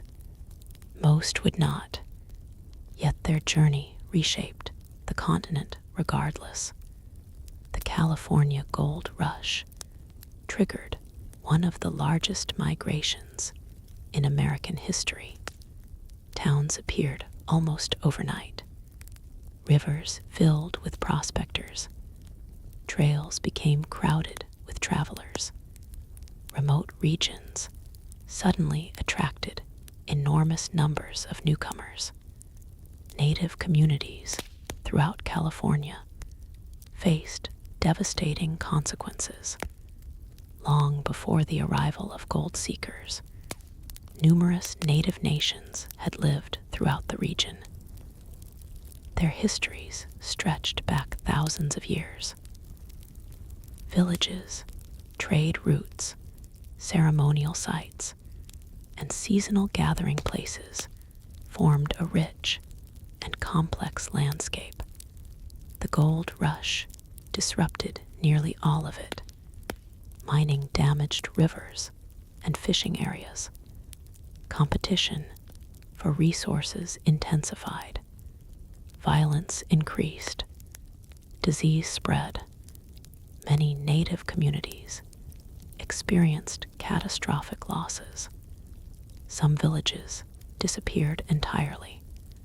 Others fragmented as survivors sought safety elsewhere. The transformation happened with startling speed. Places that had supported native life for countless generations suddenly became centers of mining activity.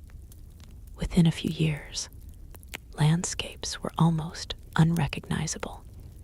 Yet California represented only one part of a much larger story.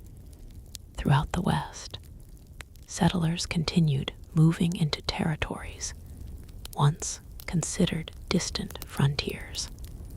Wagon trains crossed the Great Plains. New settlements appeared along major travel routes. Military forts expanded. Trade patterns shifted. The United States increasingly viewed Western expansion as both inevitable and desirable. Native nations often viewed it differently. To them, these lands were not empty spaces awaiting development. They were homelands. They contained sacred locations, hunting grounds, burial places, and memories passed through generations. As migration accelerated, conflicts became more frequent. The Great Plains emerged as one of the most important regions in this struggle. For many Plains nations, buffalo formed the foundation of life. The animals provided food, clothing, shelter materials, tools, and countless other necessities. Communities developed sophisticated hunting techniques and cultural traditions centered around buffalo herds. The relationship between people and animals shaped entire societies. Then that relationship came under unprecedented pressure. Commercial hunting expanded dramatically. Railroads facilitated transportation of buffalo products to distant markets. Professional hunters killed animals in enormous numbers. Some sought hides, others hunted for sport. Still others viewed the destruction of buffalo herds as a strategy for weakening native resistance. The results were catastrophic. For centuries, vast herds had moved across the plains. Travelers often described seemingly endless numbers of animals stretching across the horizon. By the late 19th century, those herds had been devastated. The disappearance of buffalo affected far more than food supplies. It disrupted economies. It weakened political independence. It undermined cultural traditions. Communities that depended upon the animals suddenly faced difficult choices: adapt or face starvation. The loss reverberated through every aspect of life. Imagine a society built around a resource that has existed for generations. Then imagine watching that resource vanish within a few decades. The emotional impact alone would be profound. The practical consequences could be devastating. Many native leaders understood exactly what was happening. They recognized that the destruction of buffalo threatened not only survival, but also autonomy. Resistance intensified. Throughout the plains, conflicts erupted between native nations and the United States government. These struggles became known collectively as the Plains Wars. They were not a single war, but a series of conflicts occurring across different regions and involving many nations. Each possessed its own causes and circumstances, yet all reflected growing tensions over land, resources, and sovereignty.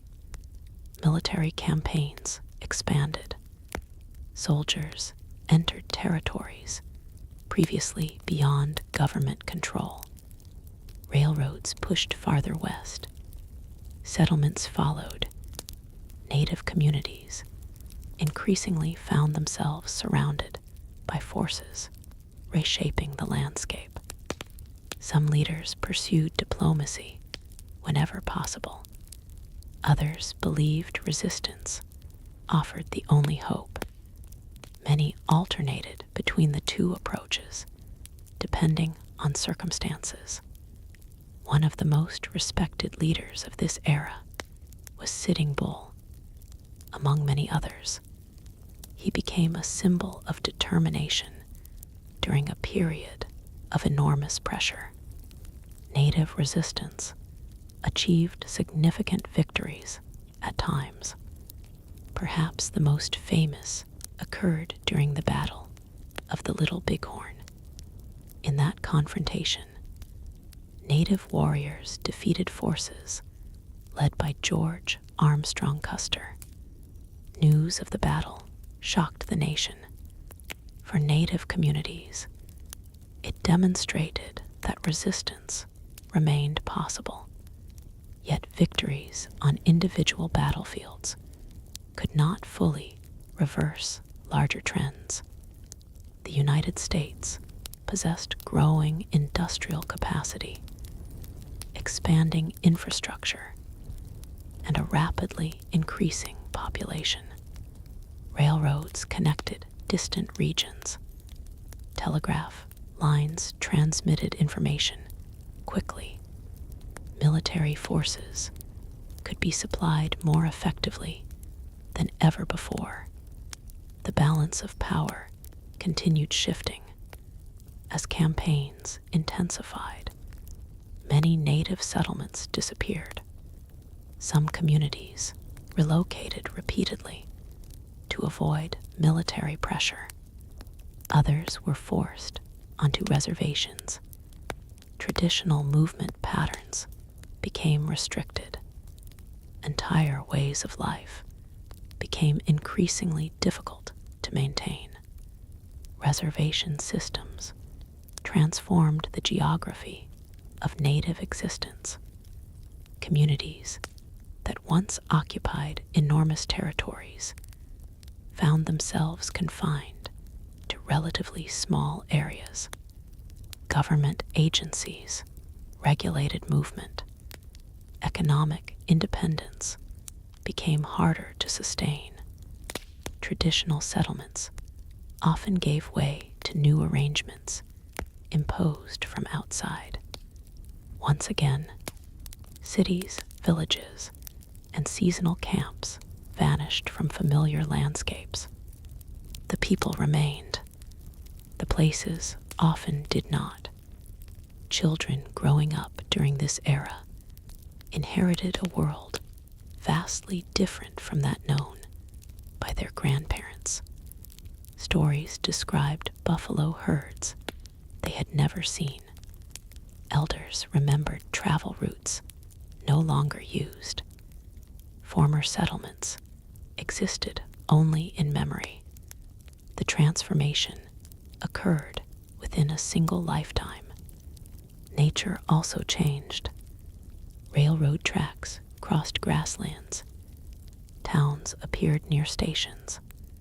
Fences divided open ranges.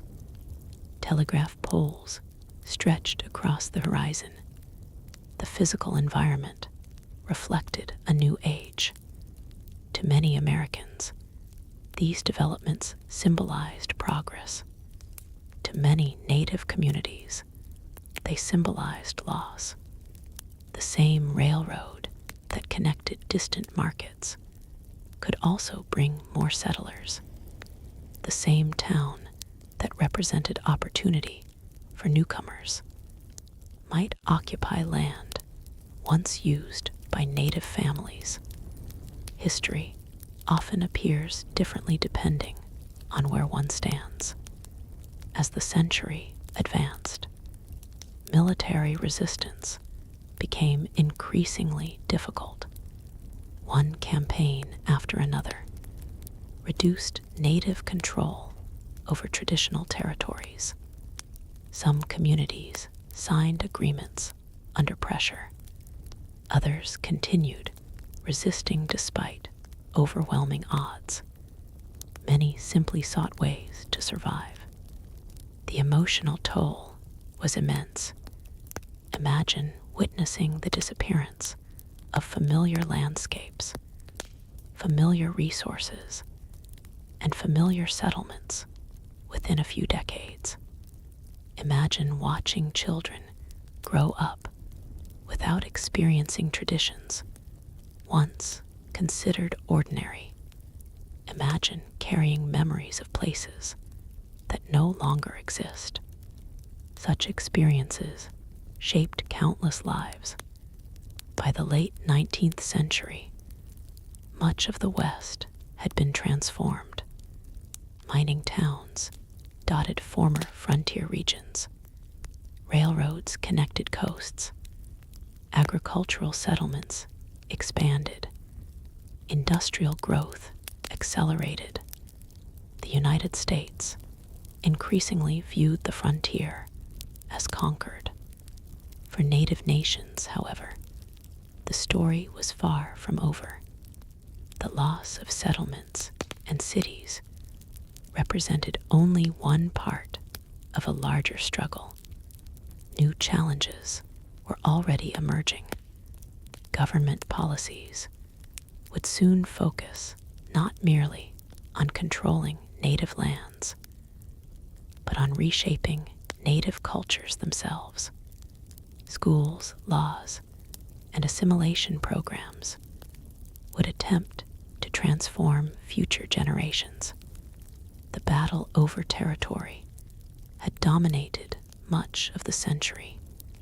The battle over identity was about to become equally significant, and for many communities, the next chapter would prove just as painful as those that came before.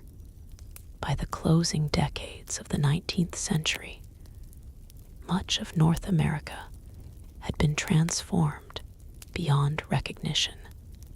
The great buffalo herds that once darkened the horizon had largely disappeared. Railroad tracks stretched across vast distances. New cities rose where frontier outposts had recently stood. Mining camps became permanent towns. Farms covered regions that had once been open grasslands.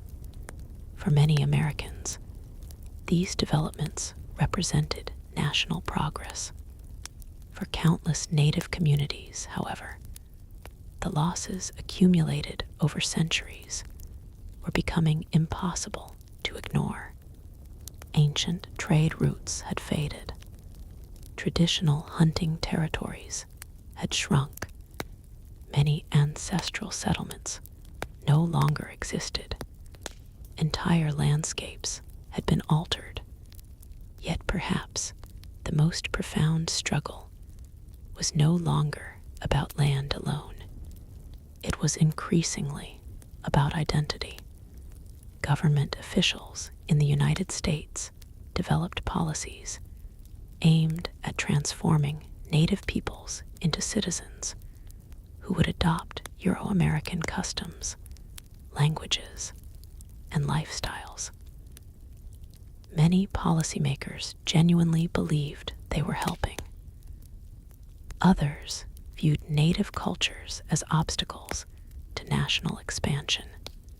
Regardless of motivation, the result was often deeply disruptive. The goal was assimilation. Native communities had spent generations adapting to external pressures while preserving their own traditions. Now, government authorities sought to accelerate cultural change directly. Reservation life became a central part of this process. Reservations varied enormously from region to region. Some were larger than others. Some possessed more resources.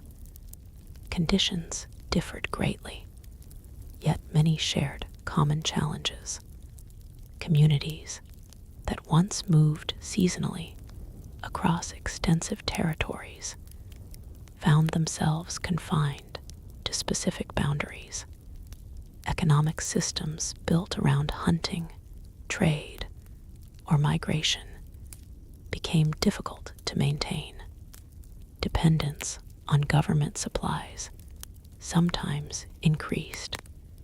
Traditional leadership structures faced new pressures. Life changed rapidly. Imagine being accustomed to traveling freely across hundreds of miles of homeland. Then imagine being told that your world now ends at a particular boundary. The restriction would affect more than movement. It would reshape relationships with the land itself. Certain sacred places might become inaccessible. Traditional hunting grounds might lie beyond permitted areas. Ancient travel routes could disappear from everyday use. Over time, younger generations would grow up knowing only fragments of the larger landscape their ancestors once traversed. At the same time, government authorities increasingly focused on education as a tool of assimilation.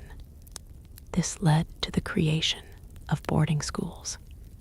Today, these institutions remain among the most controversial chapters in Native American history.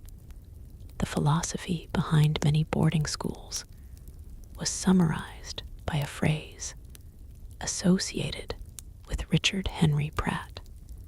The goal was to transform Native children into members of mainstream American society by separating them from their cultural environments. Thousands of children were sent to these schools. Some attended voluntarily under pressure from circumstances. Others were compelled to go. Many traveled far from home. The experience often proved traumatic. Children arrived speaking their own languages. At school, those languages were frequently discouraged or forbidden. Traditional clothing was replaced. Hair was cut. Daily routines changed completely. Students were expected to adopt unfamiliar customs and values. For many families, the separation was heartbreaking. Parents sometimes waited months or years before seeing their children again.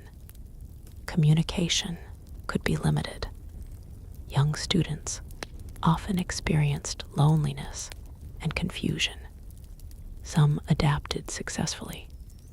Others struggled enormously. Many carried painful memories throughout their lives. The consequences extended beyond individual experiences. Languages depend upon continuous transmission. Stories depend upon continuous transmission. Cultural knowledge depends upon continuous transmission. When children spend long periods separated from elders and community traditions, those connections become more difficult to maintain. Over generations, some native languages declined dramatically. Others disappeared entirely. Each lost language represented more than words. It represented unique ways of understanding the world, distinct histories, specific knowledge, particular cultural perspectives developed across centuries. The disappearance of settlements had once altered physical landscapes. Now cultural landscapes faced similar pressures. Yet native communities did not simply surrender their identities. Resistance took many forms. Families continued teaching traditions at home. Elders preserved stories. Ceremonies continued whenever possible. Languages survived through determination and persistence. Even under difficult circumstances, people found ways to protect what mattered. Throughout the reservation era, Native nations demonstrated remarkable resilience. Communities established new institutions. Leaders negotiated with government officials. Families adapted to changing economic realities. Despite enormous pressure, cultural continuity endured. Nevertheless, the losses remained substantial. Imagine visiting a location where your ancestors once maintained a thriving town.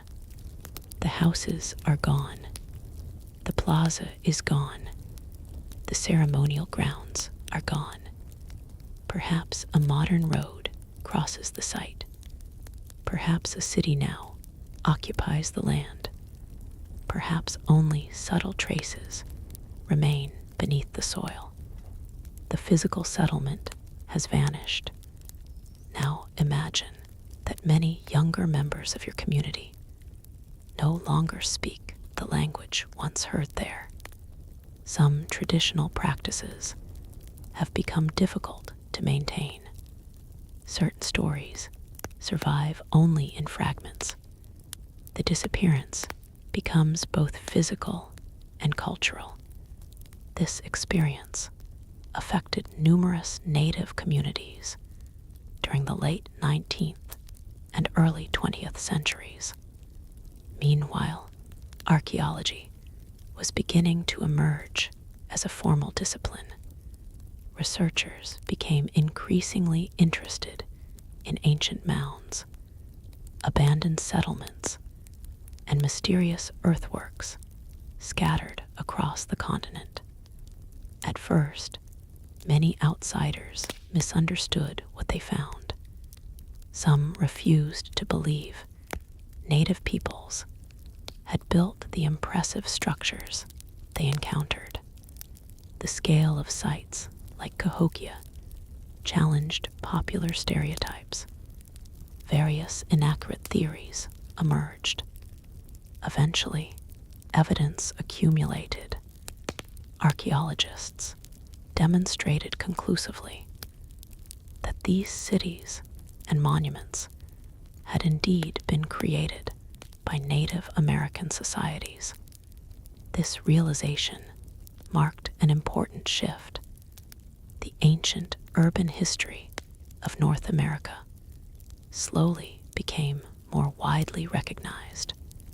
Yet recognition came gradually.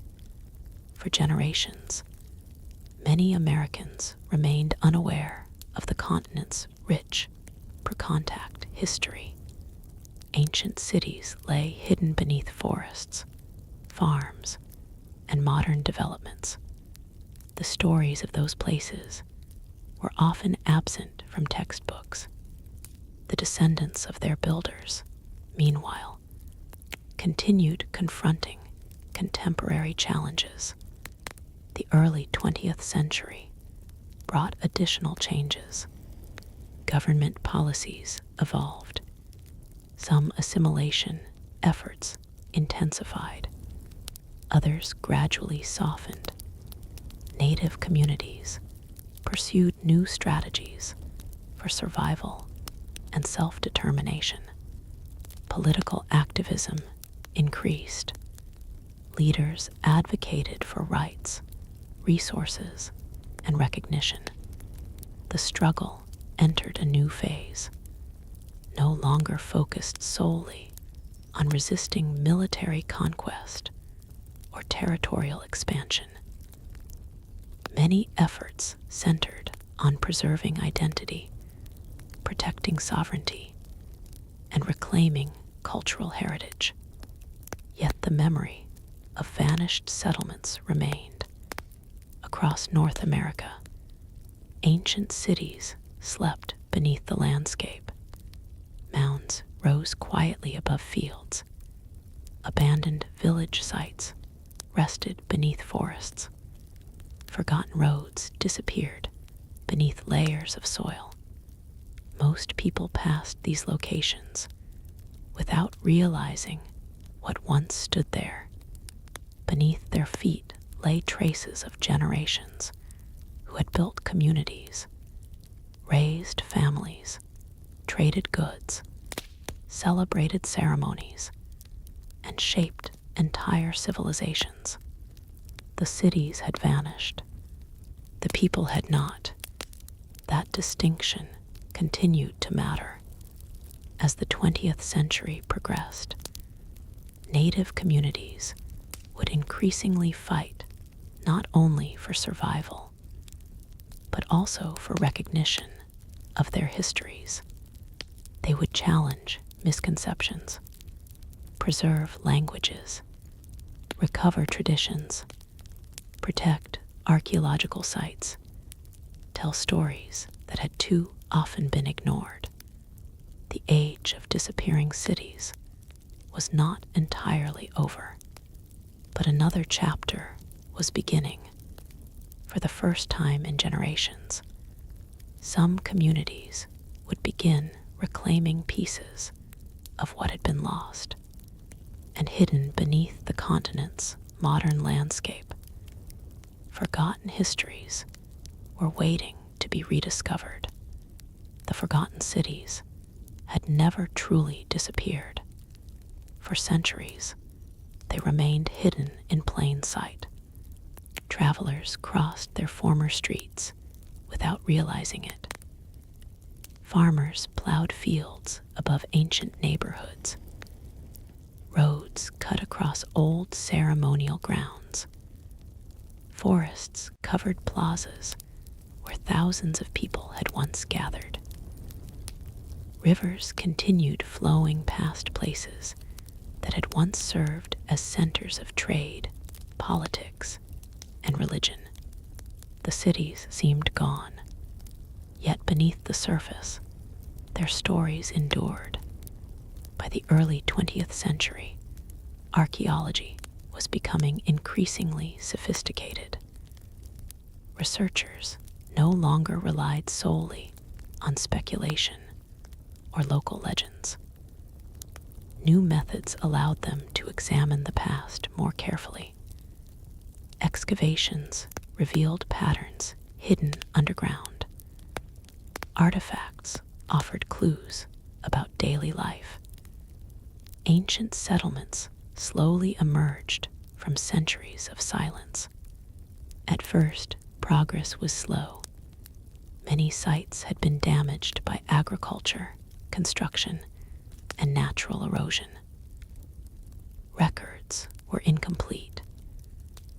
Earlier generations had often failed to preserve important information. Researchers sometimes misunderstood what they discovered. Nevertheless, evidence continued accumulating.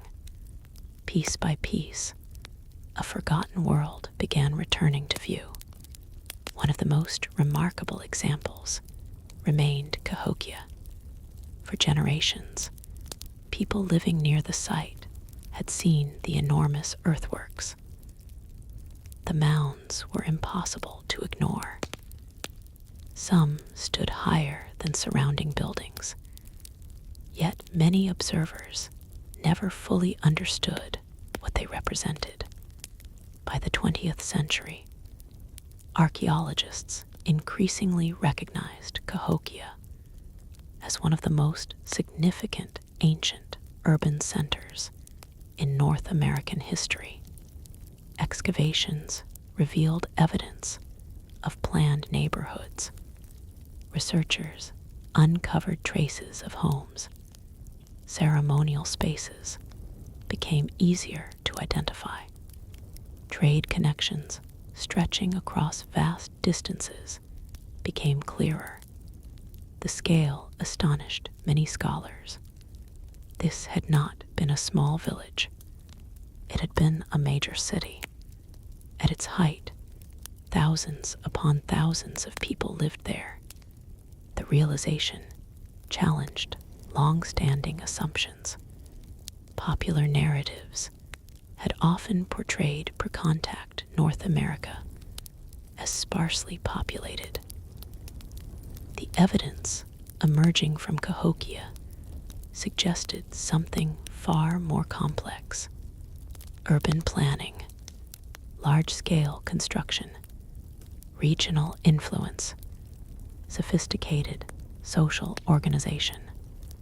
These characteristics forced historians to reconsider earlier beliefs. And Cahokia was not alone. Across the continent, archaeological discoveries revealed other impressive settlements. In the Southwest, researchers studied ancient communities built into cliffs, canyons, and mesas. One of the most famous was Mesa Verde National Park. Visitors gazing at its stone dwellings often experienced a sense of wonder. Entire communities had once lived within those structures. Families cooked meals there. Children grew up there. Ceremonies took place there. For centuries, wind and weather had guarded their remains. Now archaeologists worked to understand the people who built them. Elsewhere, attention focused on places such as Chaco National Historical Park. The architecture found there suggested a level of coordination that surprised many observers. Massive buildings stood within a harsh environment. Road systems connected distant locations.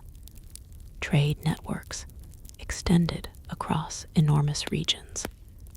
Again and again, researchers encountered evidence contradicting simplistic views of the continent's past.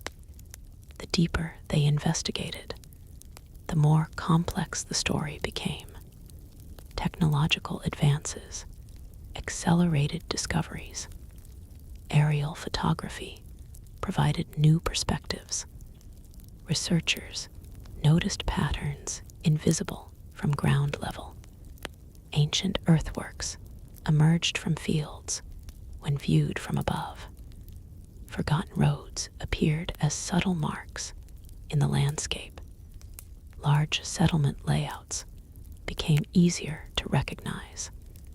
Then came even more powerful tools: satellite imagery, ground-penetrating radar, geographic information systems. These technologies allowed archaeologists to explore sites without extensive excavation. Buried structures became detectable. Hidden neighborhoods emerged. Researchers identified features that might otherwise have remained unknown for decades. Every new discovery added another piece to the puzzle. What had North America looked like before European arrival? How many people lived there? How were cities organized? Why did certain settlements decline?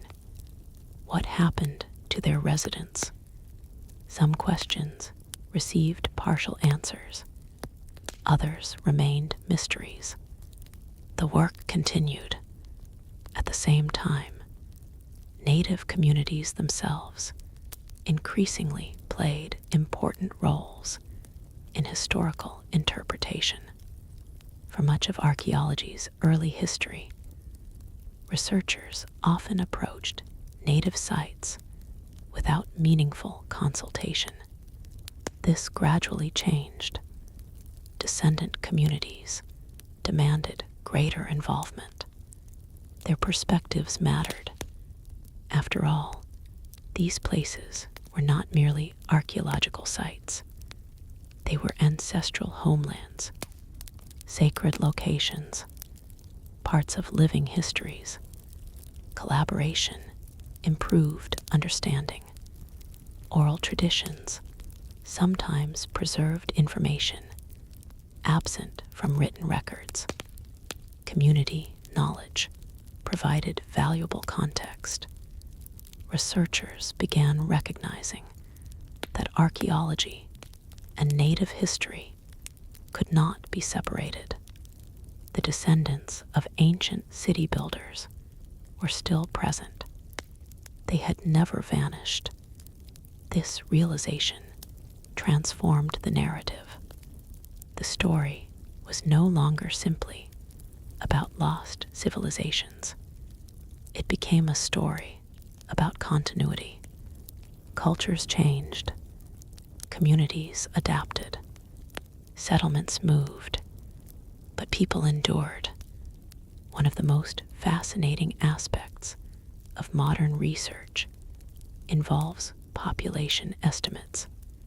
For centuries, many scholars underestimated the number of people living in the Americas before European contact. As evidence accumulated, those estimates often increased.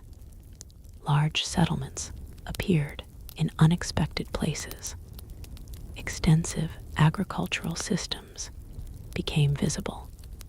Trade networks proved more sophisticated than previously believed. The continent's history grew richer and more complicated, yet mysteries remained. Why exactly did Cahokia decline? Researchers proposed numerous theories: environmental stress, political instability, resource depletion, flooding, social change. Perhaps several factors acted together. No single explanation satisfied every piece of evidence. The city guarded some of its secrets. Other sites presented similar puzzles. Why were certain settlements abandoned?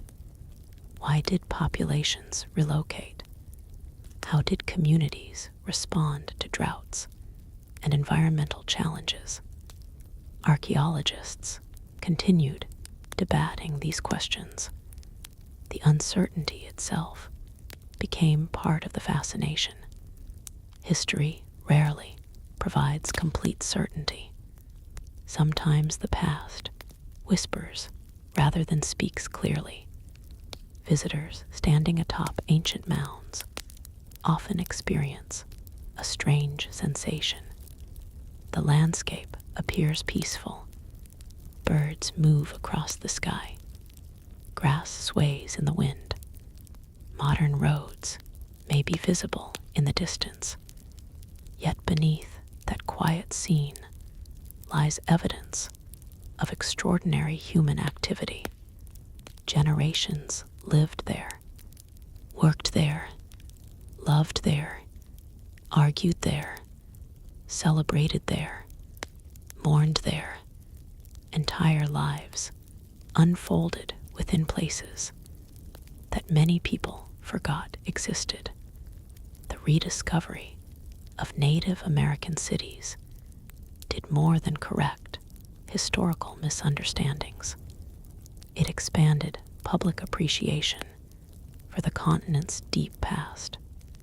Schools gradually incorporated new information. Museums developed exhibits. Historical sites attracted visitors. Ancient urban centers received greater recognition. Progress remained uneven. Many people still knew little about these histories. Nevertheless, awareness continued growing. Each excavation, each publication, each preserved site contributed to a broader understanding. The hidden cities were returning to public memory, not as legends, not as myths, but as real places built by real people. By the late 20th century, the picture had become increasingly clear. Long before European colonization, North America contained thriving societies of remarkable diversity. Some built cities, some created monumental architecture, some managed extensive trade networks, some developed complex political systems. The continent's history extended far beyond the stories many had learned in school. Yet even as ancient cities gained recognition, new questions emerged. How could these places be protected? How could descendants preserve their heritage? How could sacred locations survive modern development?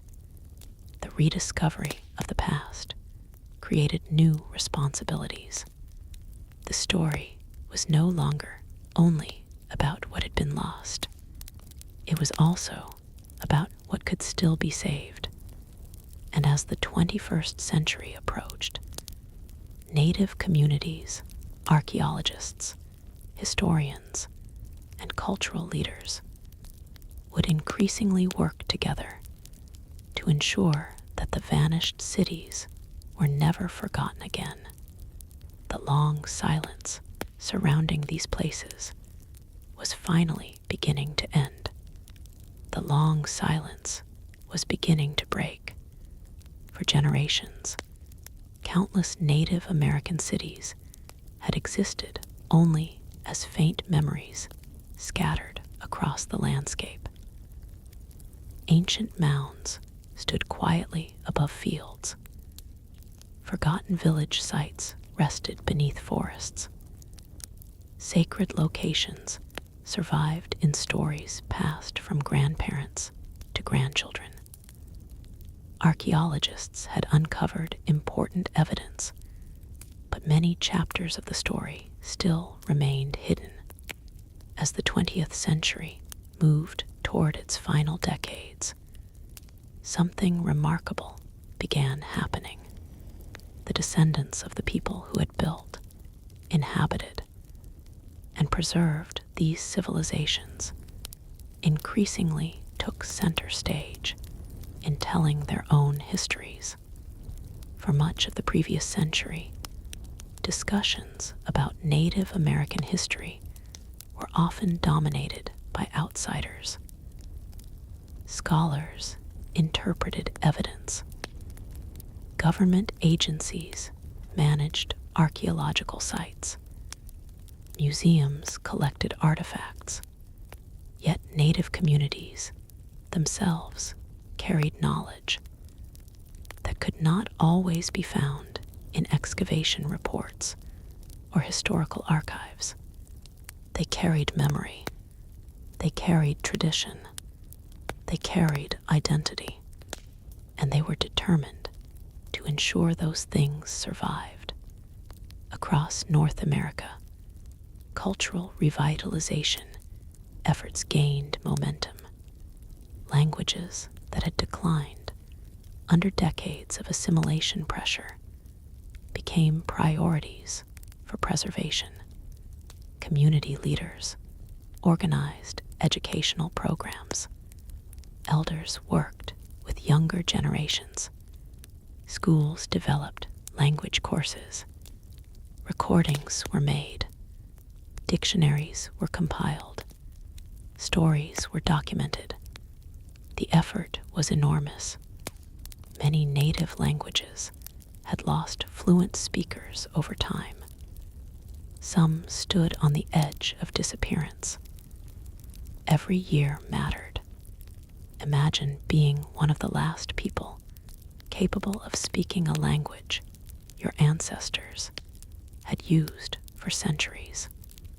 Every conversation becomes important. Every lesson matters. Every word carries history. Communities recognized this urgency. Language preservation became far more than an academic exercise. It became an act of cultural survival. Throughout reservations, towns, and urban native communities, young people began learning words their grandparents had feared might disappear forever. Each recovered phrase represented a small victory. Each new speaker helped extend the life of traditions that colonization had once threatened to erase. Meanwhile, attitudes toward archaeology and historical preservation also evolved. Increasingly, researchers recognized the importance of collaboration. Ancient cities were not simply collections of artifacts. They were parts of living cultural landscapes. The descendants of the people connected to those places deserved meaningful involvement in how they were studied and protected. This shift changed relationships. Consultation became more common. Partnerships expanded. Community perspectives gained greater recognition. Archaeology itself became richer as a result. Oral histories sometimes illuminated questions that physical evidence alone could not answer. Traditional knowledge offered insights into landscapes, migrations, and cultural practices. The past became clearer when multiple forms of knowledge worked together. At places like Cahokia, public awareness continued growing. Visitors arrived from around the world. Many were astonished to learn that one of the largest cities in pre-contact North America had existed near the heart of the modern United States. Standing atop the great earthworks, people often found themselves imagining the city at its height. Crowded plazas, busy markets, ceremonial gatherings, smoke rising from countless hearth fires. The mounds no longer appeared as mysterious hills. They became evidence of human achievement. A similar transformation occurred at many other sites. Ancient settlements, once dismissed or misunderstood, gained recognition as important chapters in world history. Museums expanded exhibits. Universities conducted new research. Documentaries introduced broader audiences to forgotten civilizations. The narrative slowly changed. Instead of focusing solely on disappearance, historians increasingly emphasized resilience. The cities had vanished. The people had not. This distinction became central to modern understanding. For centuries, outsiders often spoke about native nations as though they belonged only to the past. Yet native communities remained active participants in the present. They governed nations, operated schools, protected sacred places, created art, served in militaries, ran businesses, raised families, and preserved traditions. History was not over. It was continuing. Throughout the late 20th century, legal and political developments also influenced cultural preservation. Native nations pursued greater control over education, heritage management, and community affairs. Court cases addressed issues involving land, religious freedom, and cultural resources. Some victories were achieved. Other struggles remained unresolved. Progress often came slowly. Nevertheless, important changes occurred. Objects removed from native communities decades earlier sometimes began returning. Sacred items were repatriated. Human remains held in museum collections became subjects of ethical debate and legal action. Many communities viewed these efforts as essential steps toward healing historical wounds. The process was complex, yet it reflected a broader shift in how history itself was understood. The past was no longer something owned exclusively by institutions. It belonged to the descendants of those who had lived it. As the 21st century approached, new technologies created additional opportunities. Digital archives preserved fragile documents. Audio recordings captured endangered languages. Three-dimensional mapping revealed details of archaeological sites with extraordinary precision. Researchers could analyze landscapes in ways unimaginable only decades earlier. Ancient roads became visible through advanced imaging techniques. Buried structures appeared on computer screens. Entire settlement layouts emerged from data. Technology helped recover histories once thought lost. At the same time, native communities embraced many of these tools themselves. Language learning applications appeared. Digital storytelling projects expanded. Cultural education reached younger generations through new platforms. The preservation of history entered a modern age. Yet the work remained challenging. Urban development continued threatening archaeological sites. Climate change introduced new risks. Erosion damaged ancient structures. Looting remained a problem in some areas. Protecting the past required constant effort. Still, there were reasons for optimism. Each year brought new discoveries. Each year brought new students eager to learn. Each year brought new opportunities to preserve knowledge. The story of vanished cities was becoming better known than ever before. Children visiting historical sites no longer encountered only myths about mysterious builders.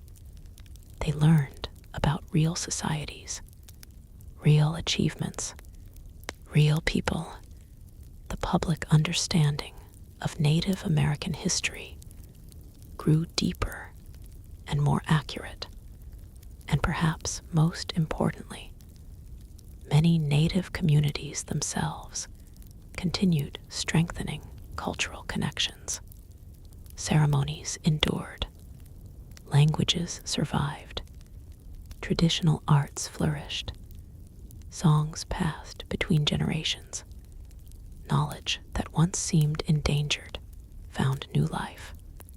The process was not uniform. Different nations faced different circumstances. Some languages remained critically threatened. Some communities continued struggling with economic and social challenges.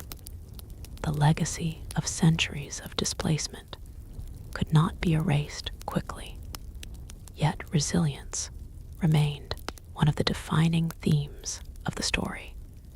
Consider everything these communities had endured: environmental change, disease, colonization, forced migration, war, assimilation policies, the loss of cities, the loss of lands, the loss of countless lives, and yet they remained. The descendants of the builders of Cahokia still lived. The descendants of the people who constructed great southwestern settlements still lived. The descendants of those who inhabited thousands of forgotten towns still lived. History had not erased them. As more people learned about North America's ancient cities, a broader realization emerged. The continent's story was far richer than previously imagined. Long before modern skylines, great urban centers existed. Long before highways crossed the landscape, trade routes connected distant peoples. Long before many famous American cities were founded, native civilizations had already transformed the continent. The rediscovery of that truth represented more than an academic achievement. It restored part of a shared human story, a story hidden beneath forests, rivers, and fields, a story buried beneath modern streets, a story carried quietly through generations until the world was finally ready to listen. And as historians, archaeologists, elders, educators, and community leaders continued their work, the memories of those vanished cities grew stronger, not because the cities themselves returned, but because their stories did. The silence that had covered them for centuries was fading, and from beneath the soil of North America, forgotten voices were speaking once more. The forgotten voices were speaking once more, and as the 21st century unfolded, they began speaking louder than anyone had expected. For much of modern history, scholars believed they possessed a reasonably complete understanding of North America's ancient cities. Cahokia had been studied. Southwestern settlements had been documented. Important mound complexes had been mapped. Archaeological sites across the continent had yielded countless artifacts Yet the deeper researchers looked, the more they realized how much remained unknown. Entire chapters of history still lay hidden beneath forests, wetlands, deserts, and modern developments. The story was far from finished. One reason for this realization came from technology. Throughout previous generations, archaeologists often faced a frustrating limitation. Dense vegetation concealed ancient landscapes. Thick forests hid roads, earthworks, and settlement boundaries. Even when researchers knew a site existed, understanding its full extent could be extremely difficult. Imagine standing in the middle of a forest. Trees surround you in every direction. Underbrush covers the ground. Small hills rise and fall naturally across the landscape. How would you determine whether one of those hills was actually a human-made earthwork? How would you recognize an ancient road hidden beneath centuries of growth? The challenge was enormous. Then new tools arrived. Among the most revolutionary was a technology known as LiDAR. LiDAR uses laser pulses emitted from aircraft to create detailed maps of the ground below. By measuring how light reflects back, researchers can effectively remove vegetation from digital images and reveal the landscape underneath. The results were astonishing. Features invisible from the ground suddenly appeared with remarkable clarity. Ancient roads emerged from forests. Earthworks became visible. Settlement layouts appeared. Entire landscapes seemed to wake from centuries of concealment. Researchers who viewed the data often described moments of genuine shock. Places once assumed to be relatively simple revealed unexpected complexity. Features previously unknown appeared almost immediately. Questions multiplied. What else had been overlooked? How many settlements remained undiscovered? How extensive were ancient population networks? The answers proved surprising. In some regions, archaeological surveys revealed that populations had been larger than scholars once believed. Settlement systems were more interconnected. Land management practices were more sophisticated. Agricultural production was more extensive. The old image of scattered, isolated communities became increasingly difficult to defend. Instead, evidence pointed toward landscapes shaped by generations of human activity. Across eastern North America, researchers identified previously unrecognized earthworks and settlement patterns. Ancient roads connected ceremonial centers. Defensive structures became easier to map. Population estimates were reconsidered. Places once thought peripheral sometimes emerged as important regional hubs. The implications extended beyond archaeology. Every new discovery forced historians to reconsider long-held assumptions. How many people lived in North America before European arrival? How organized were political systems? How large were urban populations? These questions became subjects of renewed debate. For decades, population estimates had varied dramatically. Some scholars proposed relatively modest numbers. Others argued for much larger populations. As new evidence accumulated, many researchers concluded that earlier estimates may have been too low. The continent, before European contact, appears increasingly populous and interconnected. This realization carried profound significance. The arrival of Europeans had not transformed an empty wilderness. It had transformed a continent already occupied by diverse and dynamic societies. The scale of that reality became clearer with every passing year. Meanwhile, native communities continued contributing to historical understanding.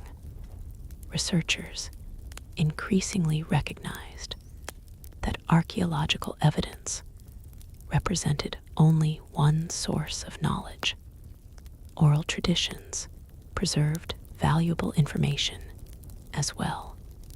Stories passed through generations sometimes contained geographical details, migration histories, and cultural memories that complemented scientific findings.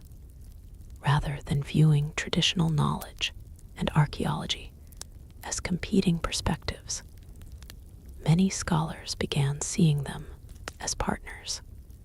Together, they provided a richer picture of the past.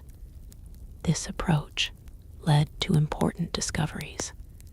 Questions once considered unsolvable sometimes became easier to understand when viewed through multiple lenses.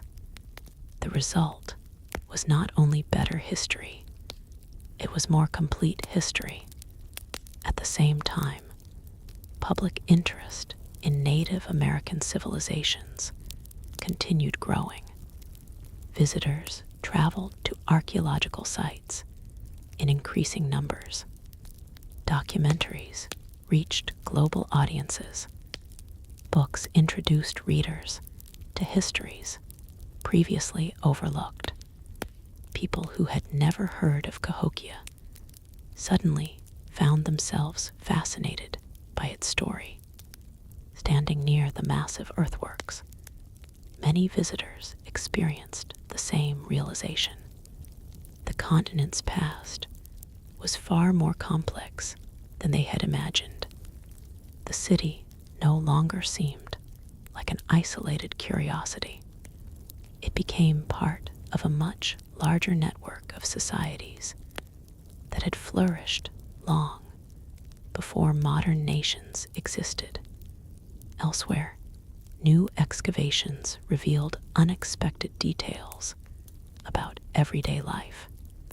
Researchers uncovered homes, cooking areas, workshops, storage facilities, agricultural infrastructure.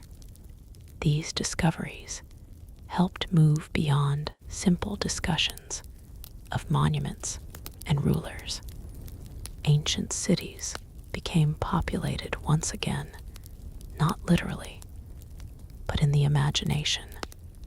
Archaeologists could begin reconstructing daily experiences. What did people eat? How were neighborhoods organized? What did children do? How did trade operate? Such questions brought the past closer to the present. History became more human. The story of vanished cities was no longer solely about rise and decline. It was also about ordinary lives. Farmers planting crops, families preparing meals, craftworkers creating tools, merchants traveling between communities, ceremonial leaders organizing gatherings. These people had built the cities. Their lives mattered, and modern research increasingly allowed their stories to emerge. A Another important shift involved environmental understanding.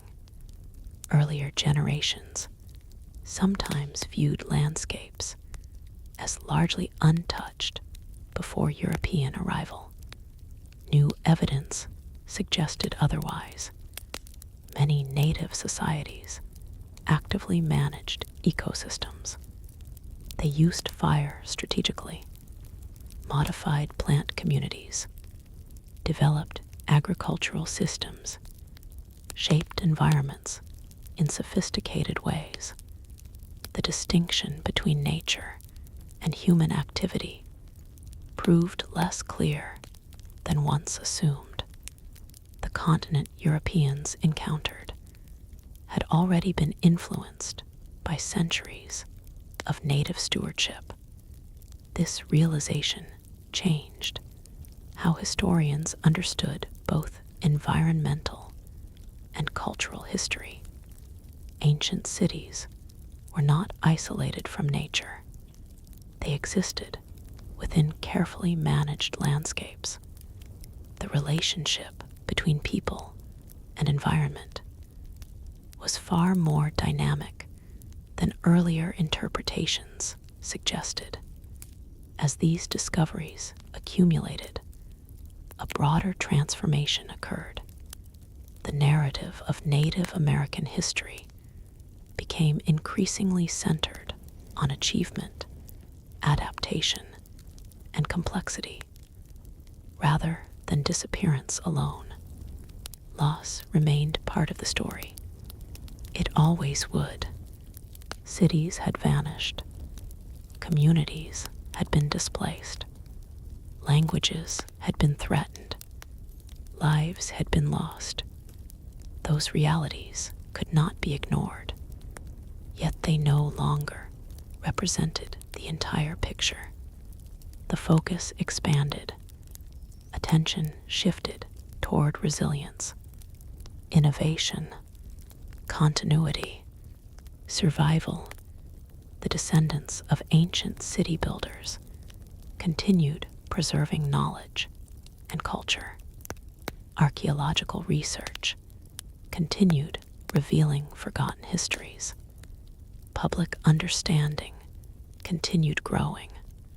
The cities themselves remained silent beneath the landscape, but their significance grew louder with each discovery. And perhaps the most remarkable realization of all was this: even now, researchers continue finding new evidence. The story remains unfinished. Forests still conceal secrets. River valleys still contain undiscovered sites. Ancient roads still wait beneath the soil. Future generations may uncover information that transforms current understanding. Yet again, the vanished cities are not merely subjects of the past. They remain active fields of discovery. Every excavation, every survey, every conversation with community elders, every technological breakthrough adds another piece to a puzzle that spans thousands of years. And as the 21st century continues, one thing becomes increasingly clear: the cities never truly vanished. Their buildings disappeared. Their populations moved. Their plazas fell silent, but their influence survived. Their descendants survived. Their stories survived. For centuries, North America walked across the remains of forgotten urban worlds without fully recognizing them. Now, slowly and steadily, those worlds are returning to view, not as ruins alone, not as mysteries alone, but as evidence of civilizations whose histories continue shaping the present. And beneath the modern landscape, countless stories still wait to untold. Countless stories still waited beneath the ground, even after generations of excavation, research, and discovery. Archaeologists continued facing an astonishing reality. Much of North America's past remained hidden. Every year brought new findings. Every decade overturned old assumptions. And every breakthrough reminded researchers how little they truly knew about the full extent of Native American urban history. In some places, ancient settlements may still lie undiscovered beneath forests that have stood for centuries. Elsewhere, modern cities cover older cities. Roads pass above forgotten neighborhoods. Parking lots occupy former ceremonial spaces. Office buildings stand where families once gathered around evening fires. History often survives in unexpected ways. A person might walk across an ancient settlement every day without realizing it. Beneath the pavement, beneath the foundations, beneath layers of soil and time, traces of earlier lives remain waiting for discovery. Archaeologists sometimes describe this feeling as humbling. The deeper they investigate, the larger the unknown becomes. One discovery leads to 10 new questions. A newly identified earthwork suggests another nearby site. An unexpected artifact hints at trade routes extending farther than previously believed. A buried structure reveals evidence of social practices no one anticipated. The puzzle keeps growing. Some mysteries may never be fully solved. Researchers still debate the decline of Cahokia. Environmental pressures almost certainly played a role. Political tensions may have contributed. Changes in trade networks likely mattered. Flooding, resource challenges, population shifts, and social transformations all appear significant. Yet no single explanation satisfies every piece of evidence. The city guards some of its secrets, even today. Other ancient centers present similar challenges. Why were certain settlements abandoned while nearby communities survived? How did leaders respond to periods of crisis? What stories were carried by people who relocated to new regions? How much knowledge disappeared during epidemics following European contact? Some answers remain beyond reach. The passage of time has erased countless details. Wood decays, buildings collapse, memories fade, yet fragments endure. Those fragments allow historians to reconstruct extraordinary portions of the story. And what a story it has become. At the beginning of our journey, we traveled back to a continent many people scarcely recognized. A continent where cities rose beside rivers, where enormous earthen monuments dominated the horizon, where trade routes connected distant peoples, where millions of individuals built communities, raised families, created traditions, and shaped landscapes. For generations, those achievements remained overlooked. Popular imagination often reduced Native American history to simplistic images. The reality proved far richer. The ancient cities were real. The engineering was real. The political systems were real. The trade networks were real. The civilizations were real. We followed the rise of places like Cahokia. We watched communities flourish across deserts, forests, plains, and river valleys. We witnessed the challenges that emerged long before European arrival: environmental change, political transformation, migration, adaptation. Then came the arrival of outsiders carrying diseases that reshaped the continent in ways almost impossible to comprehend. Epidemics spread through communities. Populations declined. Knowledge keepers were lost. Cities weakened.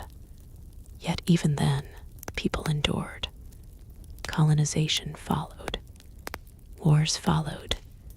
Displacement followed. Ancient settlements disappeared. New settlements emerged. Generations adapted again and again. The story could easily be told as a tragedy. Certainly, tragedy forms part of it. Entire communities suffered immense losses. Languages were threatened. Homelands were taken. Families were separated. Cities vanished. These realities deserve remembrance. But tragedy alone does not capture the full truth, because another theme appears throughout every chapter: resilience. Again and again, native peoples adapted to circumstances that might have destroyed other societies entirely. They preserved traditions, protected languages, maintained identities, raised new generations, rebuilt communities. Even when cities disappeared, cultures continued. Even when homelands were lost, memories survived. Even when history ignored them, they remained. Perhaps that is the greatest lesson hidden within the story of vanished Native American cities. The cities disappeared. The people did not. The earthworks remain. The descendants remain. The stories remain. And increasingly, the world is listening. Today, visitors stand atop ancient mounds and imagine the crowds that once filled the plazas below. Students learn about civilizations overlooked by earlier textbooks. Researchers continue uncovering evidence buried for centuries. Native communities continue preserving knowledge carried across generations. The silence that once surrounded these histories grows quieter every year. The voices grow stronger, and somewhere beneath forests, beneath fields, beneath modern streets and neighborhoods, more discoveries almost certainly wait. Future archaeologists may uncover new cities, new trade networks, new evidence that changes our understanding yet again. History is never completely finished. There are always more stories beneath the surface. As evening settles over our long journey through the past, the Mississippi River still flows as it did centuries ago. Wind still moves across the Great Plains. Sunlight still touches the stone dwellings of the Southwest. The ancient mounds still rise from the earth, and if we listen carefully, they seem to whisper a simple reminder. Civilizations can fade from sight. Buildings can disappear. Maps can change.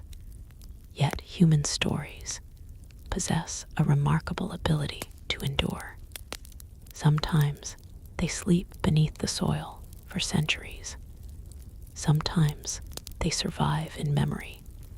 Sometimes they wait patiently for the right moment to be rediscovered. And when they return, they remind us that the past is never as distant as it appears. The vanished cities of Native America are no longer truly vanished. Their builders may be gone, their streets may be silent, but their legacy remains woven into the history of an entire continent. As our journey finally comes to an end, the ancient cities settle once more into the quiet darkness from which they emerged. The fires in their plazas have long since faded. The footsteps in their streets have long since ceased. Yet their story continues, and perhaps somewhere beneath tomorrow's discoveries, another forgotten chapter is already waiting. If you want to continue the journey, the next video is waiting.